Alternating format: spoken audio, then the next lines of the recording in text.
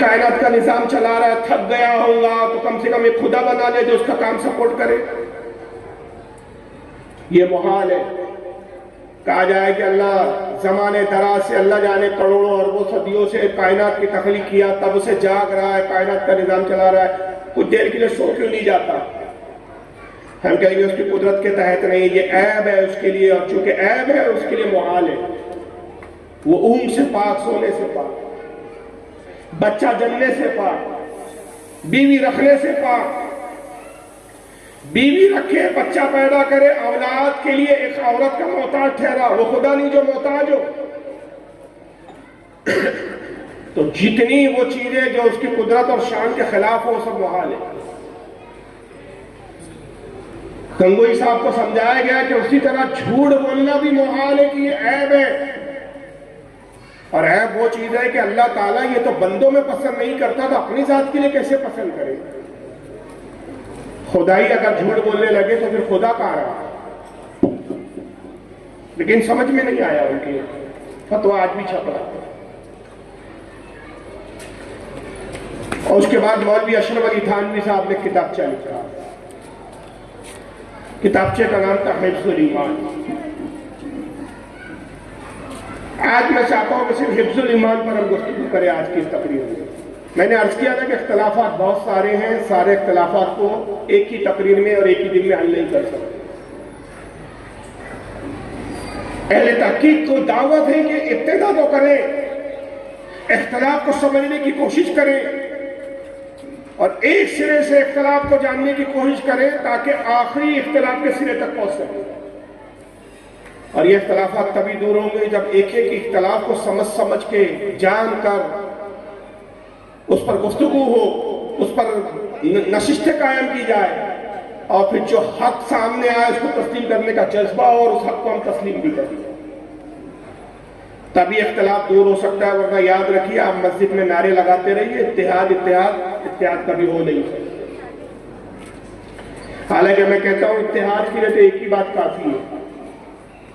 نہ کہ تقریروں کی ضرورت، نہ مناظروں کی ضرورت، نہ بحث و مباحثوں کی نشستوں کی ضرورت. یہ وہ ساری کتابیں جن کی بنیادوں پر اختلاف ہوا، مجھے بتائیے ان میں سے کوئی بھی ایک کتاب حدیث کی کتاب ہے؟ بولیے، کیا ان میں سے کوئی بھی کتاب قرآن کا کوئی پارہ ہے؟ کتنی عجیب بات ہے کہ یار حدیث کی کتاب ہے، لکھنے والا وقت سید محدث ہے، جس کے امام اور وقت محدث ہونے پر اتفاق ہے، لیکن وہ اپنی کتاب میں ایک ایسی حدیث لے آتا ہے کہ جس کا راوی جھوٹا ہو. بات اگرچہ رسول کی بیان کر رہا ہے، نسبت رسول کی طرف کر رہا ہے کہ میں نے رسول اللہ سے سنا، فلاں نے فلاں سے، فلاں نے فلاں سے، اور یہ بات رسول اللہ کی ہے. مگر جب راوی کو پرکھا گیا تو ہم نے محدث کو نہیں دیکھا کہ کس نے لکھا، ہم نے محدث کی اس محنت کو نہیں دیکھا کہ اس حدیث کو لانے کے لیے اس نے کتنا لمبا سفر کیا. ہم نے راوی کو جھوٹا جان کر رسول کی اس بات کو ماننے سے انکار کر دیا. بات سمجھ میں آ رہی ہے کہ نہیں؟ میرے بہت اہم جملہ بول رہا ہوں.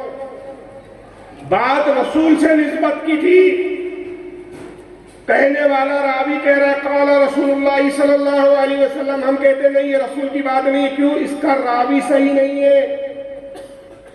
راوی ڈاؤٹ فل ہو تو ہم اس حدیث کو نہیں مانتے جس کی نسبت نبی سے ہو. مجھے بتاؤ یہ کتاب نہ قرآن ہے نہ حدیث ہے نہ یہ قرآن کی کوئی آیت ہے. جب یہ ہے نہیں تو کیا یہ اتنی اہم ہو گئی کہ ہم حدیث کو تو چھوڑ سکتے لیکن ان کتابوں کو چھوڑنے کے لیے تیار نہیں؟ ہم حدیث کو غلط کہنے کے لیے تیار ہیں، ہم راوی کو جھوٹا کہنے کے لیے تیار ہیں، حدیث کو ہم جھوٹا کہنے کے لیے تیار ہیں، مگر ان کتابوں کو جھوٹا کہنے کے لیے تیار نہیں. کیا یہ قرآن ہے کہ جس کا زیر و زبر نہیں بدلا جا سکتا تھا؟ کیا یہ وحی تھی؟ یہ لکھنے والے کیا خدا تھے، رب تھے کہ جن کے کلام میں، جن کے قلم میں گستاخی کا اور غلطی کا کوئی پہلو ہو ہی نہیں سکتا؟ تو پھر تم نے قوموں کو دھوکہ دیا کہ تم ایک طرف تو کہتے ہو کہ انبیاء اور فرشتوں کے علاوہ کوئی معصوم نہیں ہے، لیکن یاد رکھو یہ صرف کہنے تک ہے، تم نے اپنے ان مولویوں کو معصوم قرار دے رکھا. اور اگر تم نے اپنے ان مولویوں کو معصوم نہ سمجھا ہوتا، خدا کی قسم ان کتابوں کو تم چھاپنا بند کر چکے ہوتے، ان گستاخوں کو چھوڑ چکے ہوتے اور کہتے کہ ان کتابوں کی وجہ سے، ان رسالوں کی وجہ سے اتحاد پارا پارا ہو گیا، اس کتاب کو ہم چھاپنا بند کرتے ہیں، ان جملوں سے طبقہ ہم سے جدا ہو گیا، ہم اس پر رجوع اور توبہ کرتے، آئیے گلے ملیے اور اتحاد کریں۔ لیکن بیماری کو دور کرنے کی کوشش نہیں کی گئی، صرف اتحاد کے نعرے لگائے گئے۔ آخر کیا تھے یہ لوگ؟ اب کہنے کو لوگ چالاکی سے یہ بھی کہے جاتے ہیں، بھائی لکھنے والے تھے، لکھ کے مر گئے، ہمارا ان سے کیا لینا دینا؟ کیا ہم نے مولوی قاسم نانوتوی پر ایمان لایا؟ کیا ہمارا ایمان رشید احمد گنگوئی صاحب پر ہے؟ کیا ہم خلیل احمد امبیٹی صاحب کا کلمہ پڑھتے ہیں؟ کیا ہم مولانا اشرف علی تھانوی کو رسول مانتے ہیں؟ نہیں۔ انہوں نے لکھا، صحیح لکھا اللہ تعالیٰ اجر دیں گے، غلط لکھا اللہ تعالیٰ عذاب دیں گے۔ ان کی بنیاد سے آپ ہم سے کوئی اختلاف کرتے ہو؟ ہم نے کہا آپ سے اس لیے اختلاف ہوتا ہے کہ آپ نے ان کا دامن نہیں چھوڑا، آپ کا تعلق ان سے، آپ ان کو رحمت اللہ علیہ کہتے ہیں۔ اختلاف تو وہی ہو گیا کہ جن کو ہم گستاخ کہتے ہیں آپ ان کو رحمت اللہ علیہ کہتے ہیں،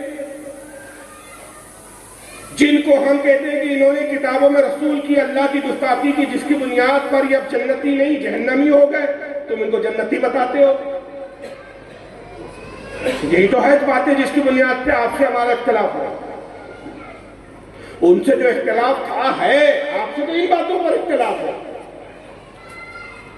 اور آپ کا یہ کہنا خود اس بات کی دلیل ہے، آپ کا دل میں کچھ اور ہے، زبان پہ کچھ اور ہے۔ آپ ایک زبانی تو کہہ رہے ہیں انہوں نے لکھا، ان کی بات ان تک، ہمارا ان سے کیا لینا دینا؟ تو پتہ چلا کہ آپ بھی سمجھ رہے کہ یہ گستاخی ہے، تبھی تو آپ ان سے لا تعلقی کا اظہار کر رہے ہیں۔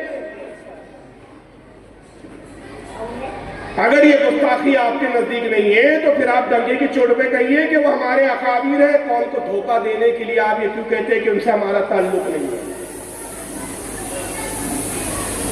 اور اس کے لیے ایک بڑا حربہ چلا گیا کہ مستقل ایک جماعت بنائی گئی ایسی کہ جو لوگوں تک پہنچے، عقیدہ وہی ہو، ترجمانی اسی عقیدے کی ہو، لیکن پیش یہ کیا جائے کہ ہمارا ان سے کوئی تعلق نہیں ہے۔ اب وہ جماعت تھی تبلیغی جماعت۔ یاد رکھیے دیوبندیت مولویوں سے اتنی نہیں پھیلی جتنی تبلیغی جماعت میں پھیلایا ہے،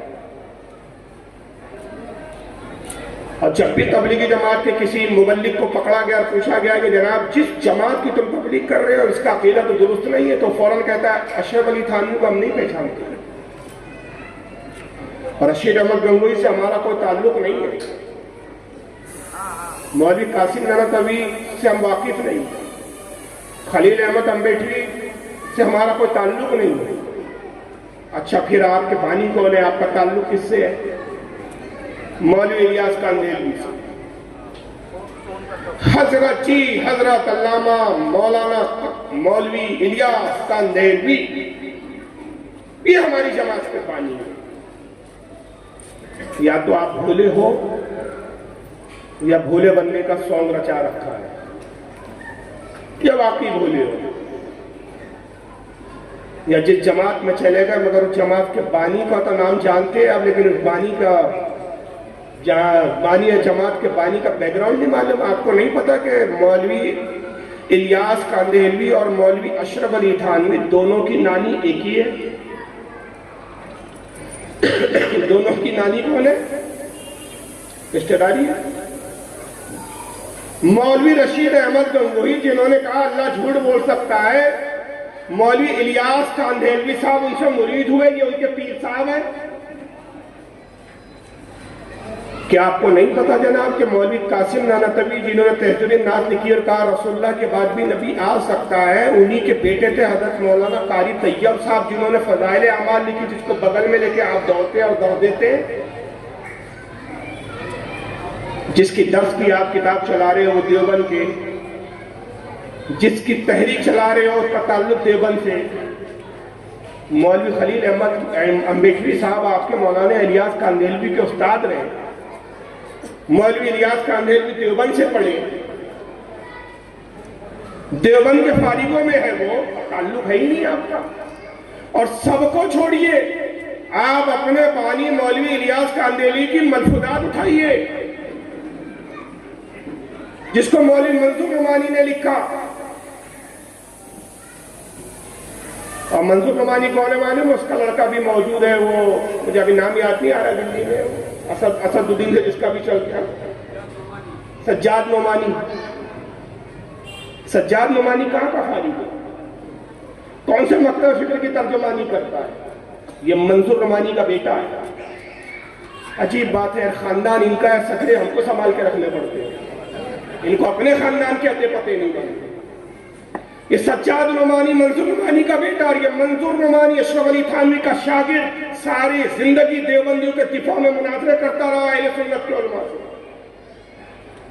بانی تبلیغی جماعت مولوی الیاس کاندیلی کی ملفوظات کو لکھنے والا منظور نعمانی، ملفوظات الیاس کاندیلی. اس میں مولوی الیاس کاندیلی صاحب کے جملے لکھا کہ اس میں مولوی الیاس کاندیلی کہتے ہیں کہ مولانا اشرف علی تھانوی نے بہت بڑا کام کیا ہے، میرا دل یہ چاہتا ہے کہ تعلیم ان کی اور طریقہ میرا، اور اس طرح ان کی تعلیمات کو میں عام کرنا چاہتا ہوں. اتنے واضح انکشاف کے بعد بھی آپ بنتے ہیں یا واقف بھولے ہیں؟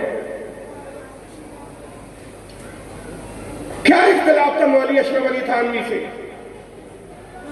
اور اس اختلاف کو حل کرنے کے لیے اعلیٰ حضرت نے 13 سال خط و کتابت کی ہے. کتنے سال؟ یہ لفظ نہیں بول رہا ہوں، لپاسی نہیں کر رہا ہوں. وہ 13 سال جو اعلیٰ حضرت فاضل بریلوی نے مولوی اشرف علی تھانوی کو خطوط لکھے، وہ سارے خطوط ایک کتاب کی شکل میں جمع مکتوبات امام احمد رضا کے نام سے، وہ سارے 13 سال کے خطوطات کو اس کتاب میں آپ پڑھ سکتے ہیں کہ اعلیٰ حضرت نے کیسے کیسے گھگا کے سمجھایا ہے، کیسے عاجزی سے سمجھایا ہے، کتنی عاجزی اور ان کے ساری سے کوشش کی ہے کہ مولوی اشرف علی صاحب اپنی عبادت پہ نظر ثانی کر لیجیے. آپ کی کتاب کوئی قرآن نہیں ہے، حدیث نہیں ہے. قوم میں اتحاد کی خاطر اس کتاب کو واپس لے لیجیے، جملوں کو واپس لے لیجیے، رجوع کر لیجیے، توبہ کر لیجیے. اللہ کو تو توبہ پسند ہے. اور رسول جو معصوم عن الخطا ہے، ہمارا نبی جو خطاؤں سے گناہوں سے پاک، وہ فرماتے، بخاری کی حدیث ہے کہ میں روزانہ اللہ کی بارگاہ میں روزانہ 70 مرتبہ اپنے گناہوں پہ توبہ کرتا ہوں. جبکہ نبی گناہوں سے پاک تھے. معصوم نبیوں کے 70 بار گناہوں کی توبہ کرے، اور تم گناہ کر کے توبہ کرنا نہیں چاہتے. اور آج اسی جماعت کے ماننے والے سنیوں کو دھوکہ دیتے ہیں کہ صاحب اتحاد کی بات کرو. اتحاد نہیں کرتے ہو تم، خدا کی قسم جس علاقے میں جاتے ہو اختلاف ہو جاتا ہے. تاریخ اٹھا کر دیکھ لو کہ پورا علاقہ سنیوں کا صلاۃ و سلام بھی ہو رہا ہے، میلاد النبی بھی منایا جا رہا ہے، 11ویں شریف بھی ہو رہی ہے، 12ویں کی بھی فاتحہ ہو رہی ہے، کنڈے بھی ہوتے ہوئے نظر آ رہے ہیں وہاں.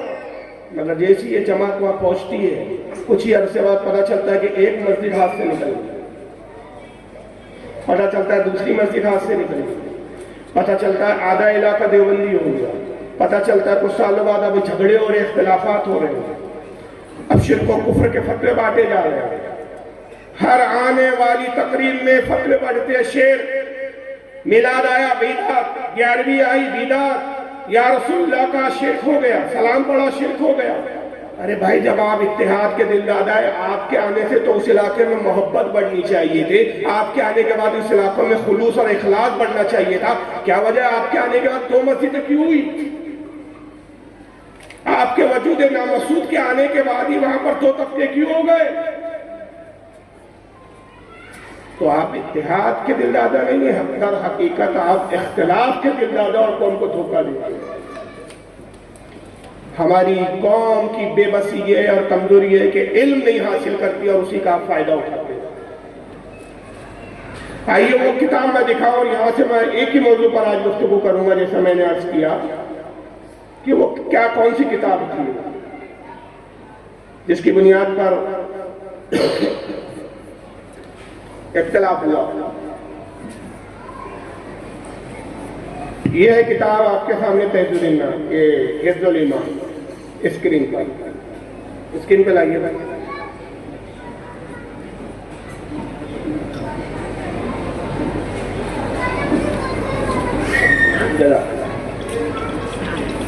یہ افضل ایمان ہے رسالہ، چھوٹا سا رسالہ ہے، آج بھی چھپتا ہے، مکتبہ تھانوی دیوبند سے چھپا ہے، میرے پاس جو موجود ہے، یہ ابھی حال ہی کا چھپا ہوتا ہے۔ صفحہ نمبر 2 پر ان سے ایک سوال ہوا ہے، مولوی اشرف علی تھانوی سے ایک شخص نے اصل میں سوال کیا اور یہ اس کے جواب میں انہوں نے فتویٰ دکھا اور یہ فتویٰ ہی کتابی شکل میں چھپ گیا۔ سوال یہ تھا کہ سوال پوچھنے والا کہتا ہے کہ علم غیب کی 2 قسمیں، ایک ہے بالذات، اس معنی کر کے عالم الغیب خدا تعالیٰ کے سوا کوئی نہیں ہو سکتا، اور با واسطہ اس معنی کر کے رسول اللہ صلی اللہ علیہ وسلم عالم الغیب ہے۔ سوال کرنے والا یہ کہتا ہے کہ بھائی میں یہ سمجھتا ہوں کہ علم غیب کی 2 قسمیں، سب سے پہلے آپ یہ جانیے کہ علم غیب کہتے کس کو؟ علم غیب کے لغوی معنی ہوتے ہیں، لغت اور ڈکشنری میں اس کے معنی اگر آپ دیکھیں گے تو اس کے معنی ہوتے ہیں غائب چیز کا جاننا، پوشیدہ، چھپا ہوا، جو نگاہوں سے اجل ہو، وہ غیب ہے۔ ہر وہ شے جو ہماری نگاہ سے چھپی بھی ہو، لغوی اعتبار سے وہ غیب ہے۔ یہ شٹر کے پیچھے کیا ہے، کچھ ہے لیکن ہمیں نہیں معلوم، وہ ہمارے لیے غیب ہے۔ دیوار کے پیچھے کیا ہے مجھے نہیں معلوم، وہ ہمارے لیے غیب ہے۔ یہ لغوی معنی۔ اور اصطلاحی معنی، شرعی معنی کیا ہے اس کے؟ شریعت کے اعتبار سے غیب کسے کہتے ہیں؟ وہ چھپی ہوئی چیز جسے انسان حواس خمسہ کے بغیر جان نہ سکے، حواس خمسہ سے معلوم نہ کر سکے۔ اب حواس خمسہ کیا ہے؟ یہ بنا جملہ آ گیا۔ جب تک اصطلاح معلوم نہیں ہوگی، اختلاف نہیں سمجھ میں آئے گا، گفتگو اور باتیں سمجھ نہیں آئیں گی۔ اللہ تعالیٰ نے ہر انسان میں 5 خواص رکھے، 5 خصوصیات۔ ایک ہے آنکھ، آنکھ سے ہم کسی چیز کو دیکھتے ہیں، دیکھ کر معرفت حاصل کرتے ہیں کہ یہ چیز کیا ہے۔ یہ میں دیکھ رہا ہوں، یہ بورڈ ہے، تو یہ دیکھ کر مجھے پتا چلا، معلوم ہوا کہ بورڈ ہے، اس کا کلر نیلا ہے، نیلے کلر کا بورڈ ہے، مدر ڈیری لکھا ہوا ہے اس پر۔ یہ پہلی چیز آنکھ، آنکھ سے ہم دیکھتے ہیں۔ کان سے ہم سنتے ہیں۔ یہ چیزوں کو دریافت کرنے کے لیے 5 چیزوں کی ضرورت پڑتی ہے انسان کو۔ کبھی دیکھ کر انسان چیز کو پہچانتا ہے، کبھی چیز نظر نہیں آتی لیکن آواز سے پہچان لیتا ہے۔ مثلا گھر میں بیٹھے آپ کچن میں برتن گرا تو برتن کی آواز آئی گرنے کی، تو آپ نے جان لیا کہ فلاں برتن کی آواز ہے۔ برتنوں کی آواز، جانوروں کی آواز، جانور چھپا ہوا ہے، آپ کو نظر نہیں آ رہا لیکن ایک کتا بھونک رہا تھا، اب اس کے بھونکنے کی آواز کانوں میں آتی ہے، کتا نظر نہیں آ رہا لیکن آپ کہتے ہیں یار یہ کتا بھونک رہا ہے۔ تو یہ آپ کو علم کہاں سے ہوا؟ سن کر۔ کبھی دیکھ کر علم ہوتا ہے، کبھی سن کر ہوتا ہے، یہ دوسری۔ تیسرا چکھنے سے، چکھ کر بھی چیزیں معلوم ہوتی ہیں۔ کسی نابینا کے پاس جائیے اور آپ اس کو ایک چیز دے دیجیے اور اس کو کہیے بتاؤ کیا ہے، وہ دیکھ نہیں سکتا، زبان پر رکھ کے کہیں گے ارے یہ تو انگور ہے بھائی، یہ اس کا مزہ بتا رہا ہے، یہ بادام ہے، یہ کاجو ہے۔ شک کر، زبان کو چھو کر وہ اس چیز کی خاصیت کو پہچانتا ہے، بھائی یہ کڑوا ہے، یہ میٹھا ہے، یہ کھٹا ہے، یہ پھیکا ہے، یہ نمکین ہے۔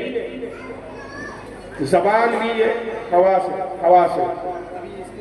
اور 5واں کیا ہے؟ سونگنا، ناک۔ سونگ کر بھی چیزوں کی ہم شناخت کرتے ہیں۔ کسی نابینا کے سامنے آپ کوئی چیز رکھ دیا اور اس کو اگر سونگو تو سونگ کے بتا دے گا، آپ بھی سونگ کے بتا دیتے ہیں بھائی یہ فلاں پھول کی خوشبو ہے، فلاں عطر کی خوشبو ہے، یہ کھانا سڑ چکا ہے، یہ کھانا درست ہے۔ سونگ کر آپ چیزوں کی خاصیتوں کو پتہ لگا۔ تو یہ 5 چیزیں کہلاتی ہے حواس خمسہ۔ علم غیب اصطلاح شرع شریعت کی زبان میں اسے کہتے ہیں کہ یہ ان 5 چیزوں سے معلوم نہ کیا جائے، مطلب ایسی چھپی ہوئی چیز جس کو ہم دیکھ بھی نہیں سکتے، سن بھی نہیں سکتے، چکھ بھی نہیں سکتے، سن بھی نہیں سکتے۔ جیسے جنت، جنت ہمارے لیے غیب ہے، جنت کو ہم دیکھ نہیں پائے، جنت کو چھو نہیں سکتے۔ ہاں ایک اور چیز بھول گیا میں، 4 ہی بتایا۔ ایک چیز چھو کر بھی آپ جو ہے خواص پتہ لگاتے ہیں، یہ چیز گرم ہے، ٹھنڈی ہے، کس طرح کی ہے، کانٹے دار ہے، چبھن والی ہے، چکنی ہے، سپاٹ ہے، چھو کر بھی آپ پتہ لگاتے۔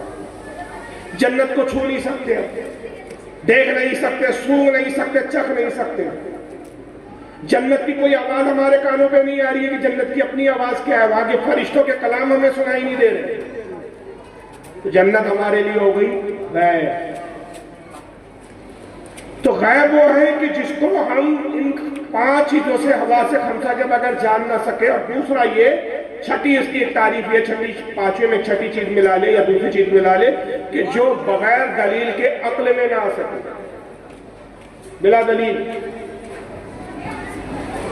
کوئی ایسی دلیل جو مضبوط ہو، قطعی ہو، اس کی بنیاد پر کسی چیز کو آپ جانتے ہیں اور وہ دلیل نہ ہو تو آپ اس کو نہیں جانتے، ہمارے لیے وہ غیب چیز ہے. لیکن رسول اللہ کے بارے میں عقیدہ کیا ہے کہ جو چیزیں ہمیں حواس خمسہ سے بھی نظر نہیں آتی، ہمارے آقا ان چیزوں کو دیکھتے بھی ہیں، ان چیزوں کو ملاحظہ بھی فرماتے ہیں. حضور اگرچہ زمین پر تشریف فرمائے لیکن جنت بھی دیکھ رہے ہیں. جنت میں فرشتوں کی گفتگو کو بھی سن رہے ہیں، جنت کی نعمتوں کو بھی دیکھ رہے ہیں. یہ قدرت ہے آقا کو. صحیح بخاری کی حدیث ہے کہ آپ نے نماز پڑھائی ایک مرتبہ، طویل نماز پڑھائی، اور حالت قیام میں آپ نے 2-3 مرتبہ ہاتھ آگے کیا، 3 مرتبہ ہاتھ آگے کیا پیچھے کیا، ہاتھ آگے کیا پیچھے کیا، آگے کیا پیچھے کیا. صحابہ کی نگاہ رسول اللہ پڑھا، نماز ختم ہوئی، صحابہ نے عرض کیا اللہ کے نبی آپ نے نماز میں ہاتھ کو آگے پیچھے کیا، کیا سبب تھا؟ کہا کہ جنت میرے نگاہوں کے سامنے رکھ دی ہوئی، میں نے جنت کے انگوروں کو دیکھا، میرے دل نے چاہا کہ میں انگوروں کا ایک خوشہ لوں اور توڑ دوں اور تمہیں دے دوں. یہ ہے رسول اللہ کا اختیار. علم غیب یہی نہیں آقا کا اتنا ہی کہ دیکھ رہے ہیں، چیزوں پہ بھی دسترت اور قدرت رکھتے ہیں. 7 آسمان کے اوپر ہے جنت، زمین پر نماز پڑھا رہے آقا لیکن ہاتھ بڑھائے تو جنت تک پہنچ جائے. کہا میں نے چاہا کہ میں انگوروں کا خوشہ توڑوں اور تمہیں دے دوں، مگر میرے رب کا وعدہ مجھے یاد آیا کہ میرے رب نے موت کے بعد جنتیوں کے لیے نعمت کا وعدہ کیا. اس وعدے کے تحت میں پاس آ گیا. پھر میرے دل نے کہا توڑ ہی لیتا ہوں. میں نے پھر اس ارادے سے ہاتھ بڑھایا، پھر وہی خیال آیا رب کا وعدہ، میں رک گیا. تیسری بار پھر دل میں خیالات توڑ ہی لیتا ہوں، پھر وہی خیال آیا کہ میرے رب کا وعدہ ہے، مجھے اس معاملے میں دخل اندازی نہیں کرنا چاہیے. پھر میں اپنے ارادے سے باز آیا. حضرت انس اس حدیث کے راوی کہتے ہیں خدا کی قسم پھر آقا نے کہا لوگوں اس رب کی قسم جس نے مجھے حق کے ساتھ مبعوث کیا، اگر میں جنت کے انگوروں کے خوشوں میں سے ایک خوشہ ایک گچھا توڑتا تمہیں دیتا، تم قیامت تک کھاتے رہتے رہو، کبھی ختم نہ ہوتا. تو علم غیب کی دلیل ہے. ابھی آگے دلیلیں آئیں گی. تو سائل وہی پوچھ رہا مولانا شعیب علی تھانوی سے کہ بھائی علم 2 طرح کا ہے. ایک یہ کہ بذات ذاتی علم ہے جو اللہ کے علاوہ کسی کو نہیں، اللہ کو کسی نے علم دیا. علم عطائی ہے جو رسول اللہ کے لیے خاص ہے. جتنا علم مخلوق ہے، مخلوق میں جتنی چیزیں ہیں، آپ میں انسان جن فرشتے نباتات حیوانات، جتنے بھی شعور غیر شعوری چیزیں ہیں، خالق کے کائنات کے علاوہ جتنی چیزیں ہیں سب مخلوق ہے. اور جتنی مخلوق ہے سب کو جو علم ہے، کسی کو زیادہ کسی کو کم، وہ سارا علم عطائی اللہ نے عطا کیا. کسی کا ذاتی علم چاہے نبی ہو چاہے غیر نبی ہو. نبی کریم صلی اللہ علیہ وسلم کے بارے میں بھی عقیدہ یہی ہے ہمارا کہ حضور کو بھی جو کچھ علم غیب ہے وہ اللہ کا عطا کرتا ہے. مگر اللہ کا علم کیسا ہے؟ ذاتی. اللہ کو کسی نے پڑھایا نہیں، اللہ کو کوئی سکھانے والا نہیں. تو سائل کہتا ہے کہ زید جو ایک شخص ہے، زید یہ کہتا ہے کہ علم غیب کی پھر 2 قسمیں ہو گئی. ایک وہ کہ جو اللہ کا ہے اور وہ ذاتی ہے، دوسرا وہ جو کہ رسول اللہ کو ہے اور وہ عطائی ہے. تو یہ ایسا عقیدہ کیسا ہے؟ یہ عقیدہ اہل سنت تھا. تھانوی صاحب نے بالکل یہی جواب دینا تھا کہ زید کا عقیدہ بالکل درست ہے. رسول کو جو بھی علم ہے وہ عطائی ہے اور اللہ کی عطا کے بغیر حضور کچھ نہیں جانتے. مگر تھانوی صاحب نے جواب کیا دیا سنا. اس پر بحث کی تھانوی صاحب نے، اور بحث کرتے کہ کرتے اس موڑ پر آئے وہ. آئیے دیکھیے. صفحہ نمبر 15 پر پھر انہوں نے اس کا جو جواب دیا، شروع میں تو یہ بحث کرتے رہے جس سے حقیقت کا کوئی تعلق نہیں، لیکن جب فتوے کا نچوڑ لکھنے آئے تو پھر کہتے ہیں کہ پھر یہ کہ آپ کی ذات مقدس پر علم غیب کا حکم کیا جانا اگر بقول زید صحیح ہو تو دریافت طلب یہ امر ہے کہ غیب سے مراد بعض غیب ہے یا کل غیب ہے۔ اگر بعض علوم غیبیہ مراد ہے تو اس میں حضور صلی اللہ علیہ وسلم ہی کی کیا تخصیص ہے؟ ایسا علم غیب تو زید، عمر، بلکہ ہر صبی و مجنون بلکہ جمیع حیوانات و باہم کے لیے بھی حاصل ہے۔ اب عبارت چونکہ بڑی گاڑی اردو میں لکھی تو عام لوگ نہیں سمجھ پاتے اس کو، اور وہ کتاب ہاتھ میں آ بھی جائے تو بیچارے ڈھونڈتے رہ جاتے ہیں کہ وہ بات تو ہے ہی نہیں جو مولوی اسٹیج سے بیان کرتے ہیں۔ تو یاد رکھیے دشوار بات کو مولوی حضرات آسان جملوں میں آپ تک پہنچاتے ہیں۔ کتاب میں اگرچہ وہ جملے الگ ہوتے ہیں لیکن مفہوم و مطالب وہی ہوتے ہیں جو بتایا جاتا ہے۔ کیا کہہ رہے تھانوی صاحب؟ کہتے ہیں کہ آپ کی ذات مقدس پر علم غیب کا حکم کیا جانا، یعنی یہ حکم لگانا کہ رسول اللہ کو علم غیب ہے اگر بقول زید صحیح ہے، زید کے مطابق صحیح ہے کہ حضور کا علم غیب اگر عطائی ہے، اللہ نے عطا کیا حضور کو علم غیب، تو دریافت طلب یہ امر ہے۔ کہتے ہیں کہ میں اس سے پھر یہ پوچھتا ہوں اسی زید سے کہ اس غیب سے مراد بعض غیب ہے یا کل غیب ہے؟ کیا جتنے چھپی ہوئی چیزیں سب کا علم حضور جانتے ہیں کہ چند چیزوں کے بارے میں جانتے ہیں؟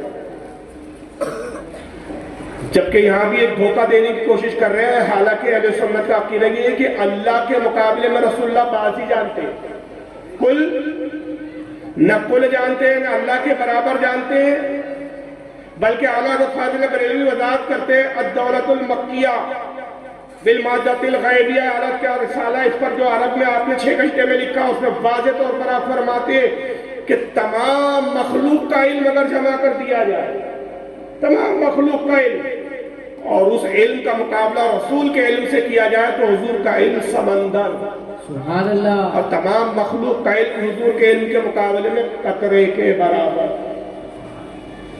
مگر اللہ کے علم کا مقابلہ اگر رسول کے علم سے ہو تو اللہ کا علم کروڑوں سمندر، اربوں سمندر، اور رسول کا علم اللہ کے علم کے مقابلے میں قطرے کے برابر بھی نہیں، قطرہ تو چھوڑیے اس کے برابر بھی۔ حالت کہتے ہیں کہ اللہ کا علم لا متناہی، یہ متناہی غیر متناہی کے سامنے متناہی کا کوئی تقابل ہی نہیں ہو سکتا۔ اتنا پیارا عقیدہ، اتنا اچھا عقیدہ چھوڑ کر یہ عقیدہ اختیار کیا تھانوی صاحب نے، کہا کہ کیا اللہ کے برابر جانتے ہیں کہ تھوڑا جانتے ہیں؟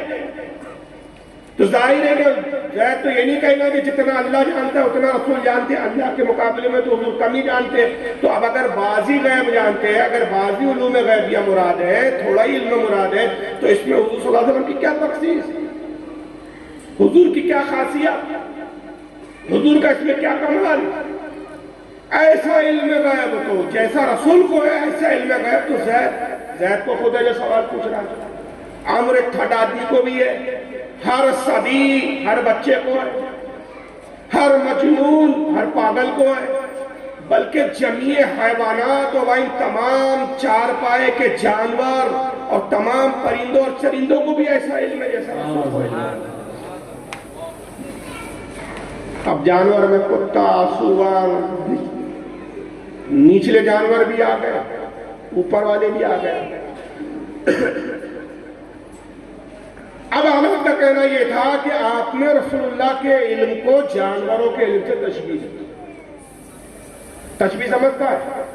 تشبیہ ہے کہ تقابل کرنا، جیسے کوئی کہا ارے یار یہ فلاں کی شکل کتے جیسی دکھتی ہے، تو یہ کہا جائے گا کتے سے اس نے اس کی تشبیہ۔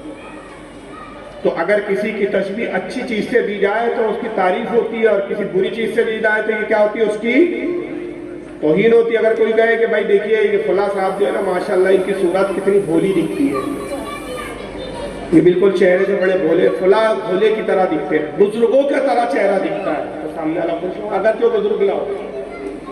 کسی آپ عالم سے کہے، کسی مولانا شاہ ولی تھانوی سے اگر کوئی یہ کہتا ہے کہ مولانا تھانوی صاحب آپ کی شکل تو بزرگوں جیسی دکھتی ہے، تو بولیے تھانوی صاحب کی تعریف ہوئی کہ توہین ہوئی؟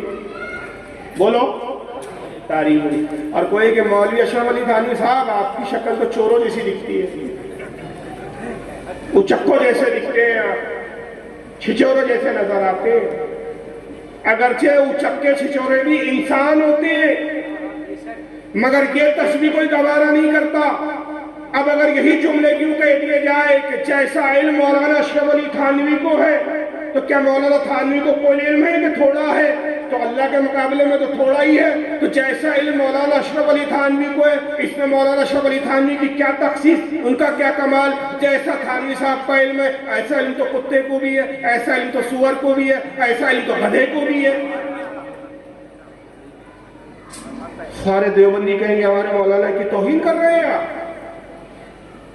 تعجب کی بات ہے یار کہ جس نبی کے علم غیب پر اعتراض کرنے سے, جانوروں سے مثال و تشبیہ دینے سے, یہ کہنے سے کہ جیسے نبی کا علم ہے ویسا بچوں کا علم ہے, جیسا نبی کو علم ہے ویسا چارپائے کے جانوروں کو علم ہے, جیسا نبی کو علم ہے ویسا پاگل اور مجنون کو علم ہے. میں کہوں کہ فلاں مولوی صاحب آپ کیا ہوشیاری بتاتے ہو, پاگلوں کی طرح تو علم رکھتے ہو. کل جائیں آپ ان کے مدرسے میں اور ان کے شیخ الحدیث سے کہیں کائی کے شیخ الحدیث بنے بیٹھے ہو, پاگلوں کی طرح علم ہے تمہارا؟ جتنا علم تم رکھتے ہو اتنا تو ہمارے کے بچوں کو علم ہے. تو شیخ الحدیث کہے گا خبیث کے بچے, لاٹھی ڈھونڈے گا مارنے کے لیے, کہے گا پاگل کہیں گا میرا مذاق اڑانے آیا, میں ایسی شیخ الحدیث بن کے بیٹھا ہوں یہاں. تو کہیے واہ جناب کیا انصاف ہے آپ کا کہ جو چیز آپ اپنے لیے پسند نہیں کرتے اور رسول اللہ کے لیے کہتے ہیں. اب کتابوں کو قرآن سمجھ رکھا ہے تم نے, اپنے مولیوں کو معصوم سمجھ رکھا ہے تم نے. حالانکہ علم غیب ایک ایسی صفت ہے کہ یہ قرآن سے ثابت ہے کہ اللہ نے اپنے حبیب کو عطا کیا, اور اس کا انکار کفر ہے کیونکہ قرآن کا انکار ہے. اللہ کے رسول کو عطائی علم ہے, اس کے بارے میں قرآن کہتا ہے پارہ نمبر 4 سورہ آل عمران آیت 179, رب ارشاد فرماتا ہے وما کان اللہ لیطلعکم علی الغیب ولکن اللہ یجتبی من رسولہ من یشاء. اور اللہ کی شان نہیں کہ اے عام لوگوں تمہیں علم غیب عطا کرے, ہاں اللہ چن لیتا ہے رسولوں میں جسے چاہے. سبحان اللہ سبحان اللہ. یہ کیا کرتے ہیں, وہ آیتیں سناتے ہیں جس میں صرف اللہ نے اپنے ذاتی علم کی بات کی ہے. کہتے دیکھو اللہ قرآن میں کہتا ہے میرے علاوہ کوئی غیب نہیں جانتا. وہ آیتیں نہیں سناتے جس میں اللہ نے کہا کہ میں کسی کو اپنا علم دیتا نہیں ہوں مگر اپنے رسولوں میں جسے چاہتا ہوں اسے عطا کر دیتا ہوں, چن لیتا ہوں. پارہ نمبر 29 ہے, سورہ جن ہے, آیت نمبر 26 اور 27 ہے. تو آپ کو آیت 26 تو سنا دیں گے, دیوبندی 27 کو سنائیں گے, کیونکہ دین ادھورا ہے تو بات ادھوری کرتی ہے. آیت 26 میں اللہ کیا فرماتا ہے, عالم الغیب فلا یظہر علی غیبہ احدا. غیب کا جاننے والا اللہ تمہارا پروردگار اپنا غیب کسی پہ ظاہر نہیں کرتا. بس چپ اتنا سنائیں گے اور بیوقوف بنائیں گے. کہیں گے دیکھیں قرآن میں اللہ فرماتا ہے, اللہ صاحب کہتے ہیں کہ میں اپنا غیب کسی کو نہیں بتاتا. ان سے کہیے مولوی صاحب ذرا زحمت کیجیے آگے کی بھی آیت کریے. یہ بالکل آپ نے وہ چالاکی کی ہے کہ جیسے قرآن میں ہے کہ نماز کے قریب نہ جاؤ. دیکھو اللہ خود کہہ رہا ہے نماز مت پڑھو, نہ پڑھنے کی ضرورت ہی نہیں. آپ کہیں گے مولوی صاحب دھوکہ مت دیجیے, آگے پڑھیے. اللہ کہہ رہا ہے نماز کے قریب نہ جاؤ جب نشی کی حالت میں ہو. آگے یہ بھی ہے بالکل اسی طرح یہاں عالم الغیب فلا یظہر علی غیبہ احدا. اتنا پڑھ کے رک جائیں گا وعدہ کیا گا. اللہ قرآن میں فرماتا ہے کہ اللہ ہی غیب کا جاننے والا ہے, وہ اپنے غیب کسی پہ ظاہر نہیں کرتا. اسے کہیے 27ویں بات کی آیت فوراً پڑھ. آگے اللہ فرماتا ہے الا من ارتضی من رسول, مگر یہ کہ جسے چاہتا ہے اپنے رسولوں میں سے اس کو چن لیتا ہے. سبحان اللہ سبحان اللہ. اب ذمہ داری یہ ہے کہ کیا اس نے رسول اللہ کو نہیں چنا غیب بتانے کے لیے؟ بولیے. سب سے زیادہ اگر رسولوں میں وہ کسی سے محبت کرتا ہے تو وہ اپنے محبوب سے کرتا ہے. سبحان اللہ. تو جب محبوب سے زیادہ کرتا ہے تو سب سے افضل محبوب کو بنایا, سب سے زیادہ محبوب کو عطا کیا. تو علم غیب بھی سب سے زیادہ کس کو دیا اس نے؟ پھر اپنے رسول کو دیا. اور خود اس کا اظہار یوں فرماتا ہے پارہ نمبر 5 سورہ نساء آیت 113 میں فرماتا ہے وَأَنزَلَ اللَّهُ عَلَيْكَ الْكِتَابَ وَالْحِكْمَةَ وَعَلَّمَكَ مَا لَمْ تَكُنْ تَعْلَمْ۔ اے میرے حبیب، اللہ نے آپ پر کتاب اتاری اور حکمت اتاری اور سکھا دیا آپ کو جو آپ نہیں جانتے تھے۔ سبحان اللہ، سبحان جو اللہ۔ بھی آپ نہیں جانتے تھے وہ سب کچھ کیا کیا ہم نے آپ کو۔ اب اگر کوئی کہے نبی یہ نہیں جانتے تھے، اللہ کہہ رہا نہیں جانتے تھے، میں نے سکھا دیا، تجھے کیسے پتا چلا کہ اللہ کے رسول یہ نہیں جانتے تو یہ نہیں سکھایا اللہ؟ اس کے تیرے پاس کون سی صلاحیت ہے؟ جو چیز تجھے معلوم کہ نبی نہیں جانتے تو نبی کو نہیں پتا تھا میں نہیں جانتا، اور اللہ کہہ رہا نہیں جانتے تھے، تو ایسا ہو نہیں کہ جسے آپ نہ جانے اور ہم آپ کو ایسے ہی بغیر معلومات کے چھوڑ دیں۔ جو آپ نہیں جانتے تھے وہ ہم نے آپ کو سکھا دیا۔ تو ہم کہتے ہیں کہ جتنے حوادثات ہیں، جو کچھ ہو چکا، جو کچھ ہو رہا ہے، جو کچھ ہوگا، سب آقا جانے۔ بے شک، سبحان اللہ۔ اور اسی کو کہا گیا ما کان وما یکون کا علم۔ اور وہابی جی کیا کہتے ہیں؟ کہتے ہیں نہیں نہیں نہیں، یہ علم کی خاصیت اللہ کی ہے۔ ہم کہتے ہیں چھوڑیے، جب کچھ نہ ہوا تھا تب بھی خدا غیب کا جاننے والا ہے۔ جب ساری چیزوں کو فنا کر دینا ہے اور جب کچھ نہ ہوگا وہ بھی تب بھی جاننے والا اللہ ہی ہوگا۔ اللہ کا علم اس سے کئی زیادہ ہے، اور رسول کے علم کو تو ہم نے لمٹ میں باندھ دیا۔ اللہ کا علم لمٹوں سے پرے ہے، اور رسول کے علم لمٹ میں، جو ہوا وہ جانتے، جو ہوگا وہ جانتے، اور جو کچھ ہوا اور ہو رہا ہے، ہو چکا، یہ ساری چیزیں مخلوق پر گزرتی ہے۔ تو حضور کے علم کا تعلق مخلوق سے ہے، اور خدا کا علم وہ ہے کہ جب مخلوق نہ تھی تب بھی عالم الغیب تھا، جب مخلوق کو فنا کر دے گا تب بھی عالم الغیب ہے۔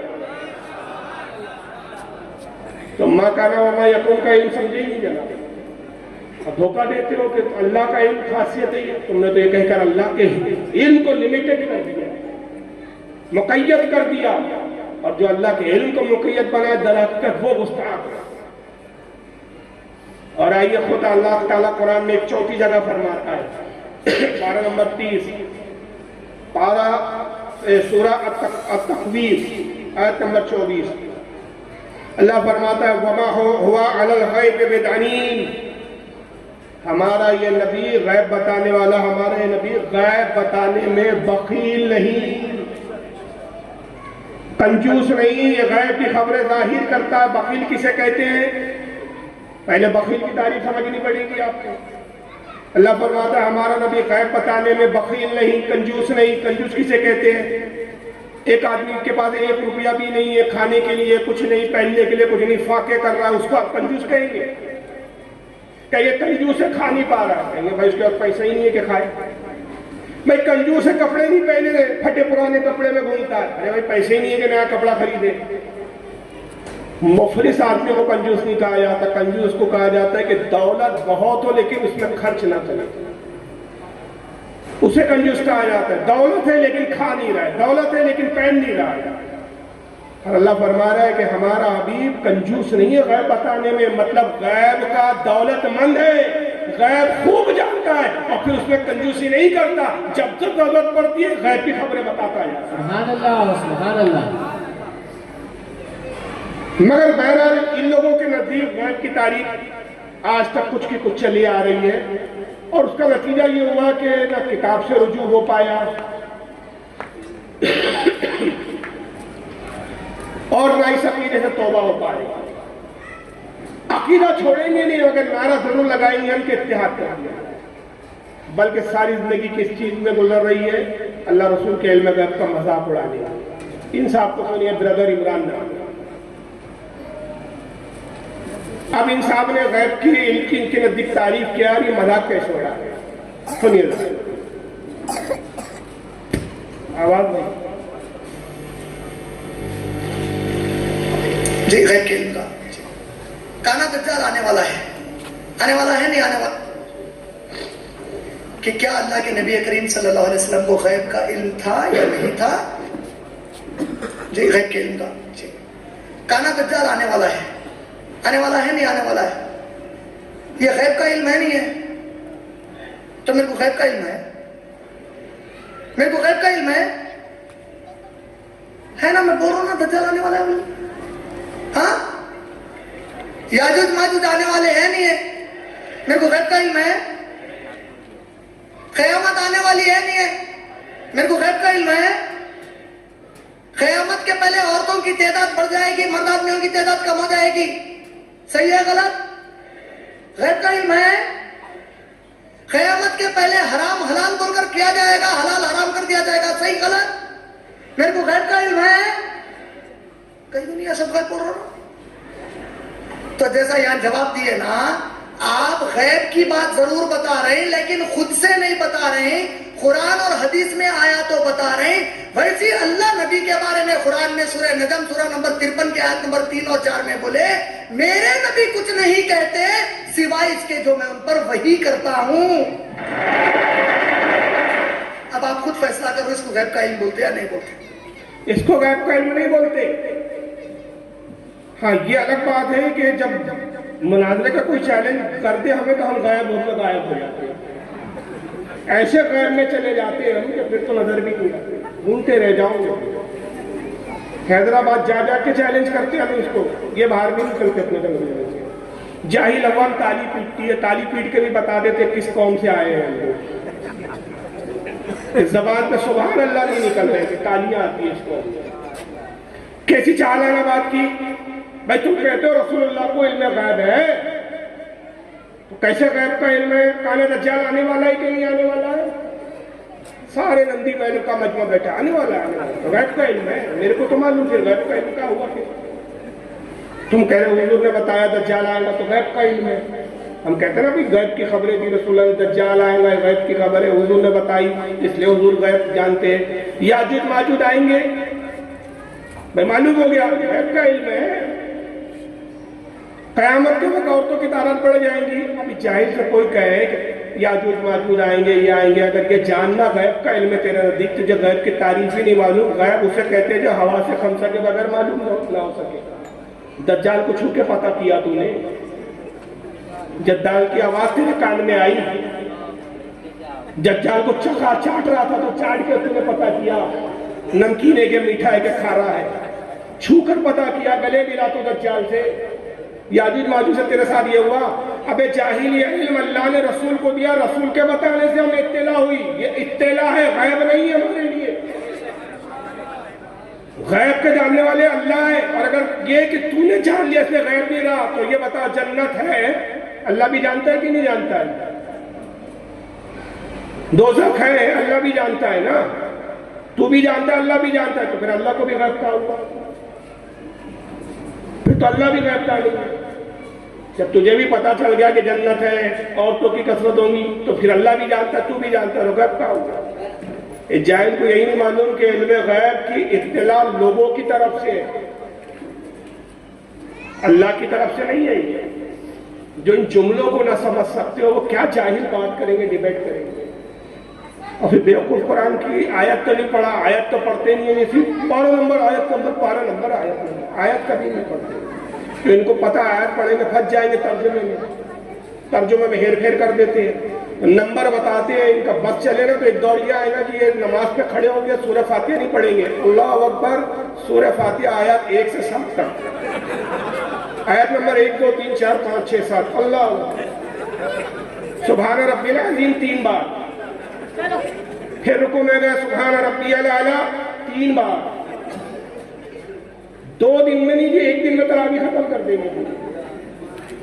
ابھی رمضان آ رہا ہے، اسی تراویح ایسی شروع ہو جائیں گے. ماڈرن لوگ ہیں بھائی، کیا بات ہے. آیت نمبر یہ تو ٹی وی ہے، آیت نہیں پڑھتے. حدیث نمبر رکھ لیے، ان سے پوچھ کے تھک گئے. امام بخاری نے حدیث نمبر لکھا تھا، دکھاؤ تو ہمیں کہاں ہے.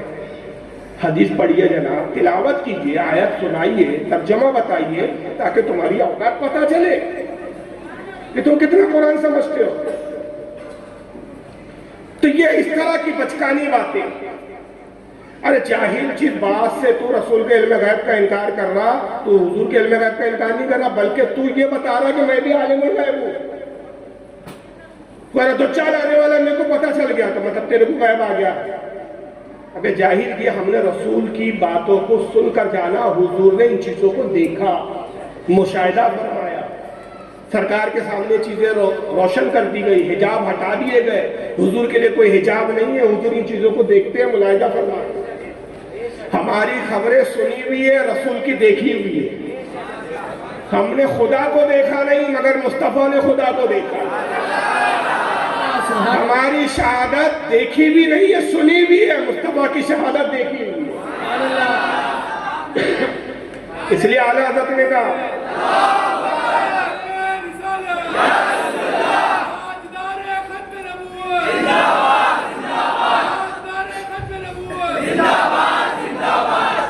اس لیے اعلیٰ حضرت نے کہا اور کوئی غیب کیا، تم سے نیا ہو بلا، جب نہ خدا ہی چھپا تم پہ کرے. نعرہ تکبیر، نعرہ رسالت، علم غیب مصطفیٰ.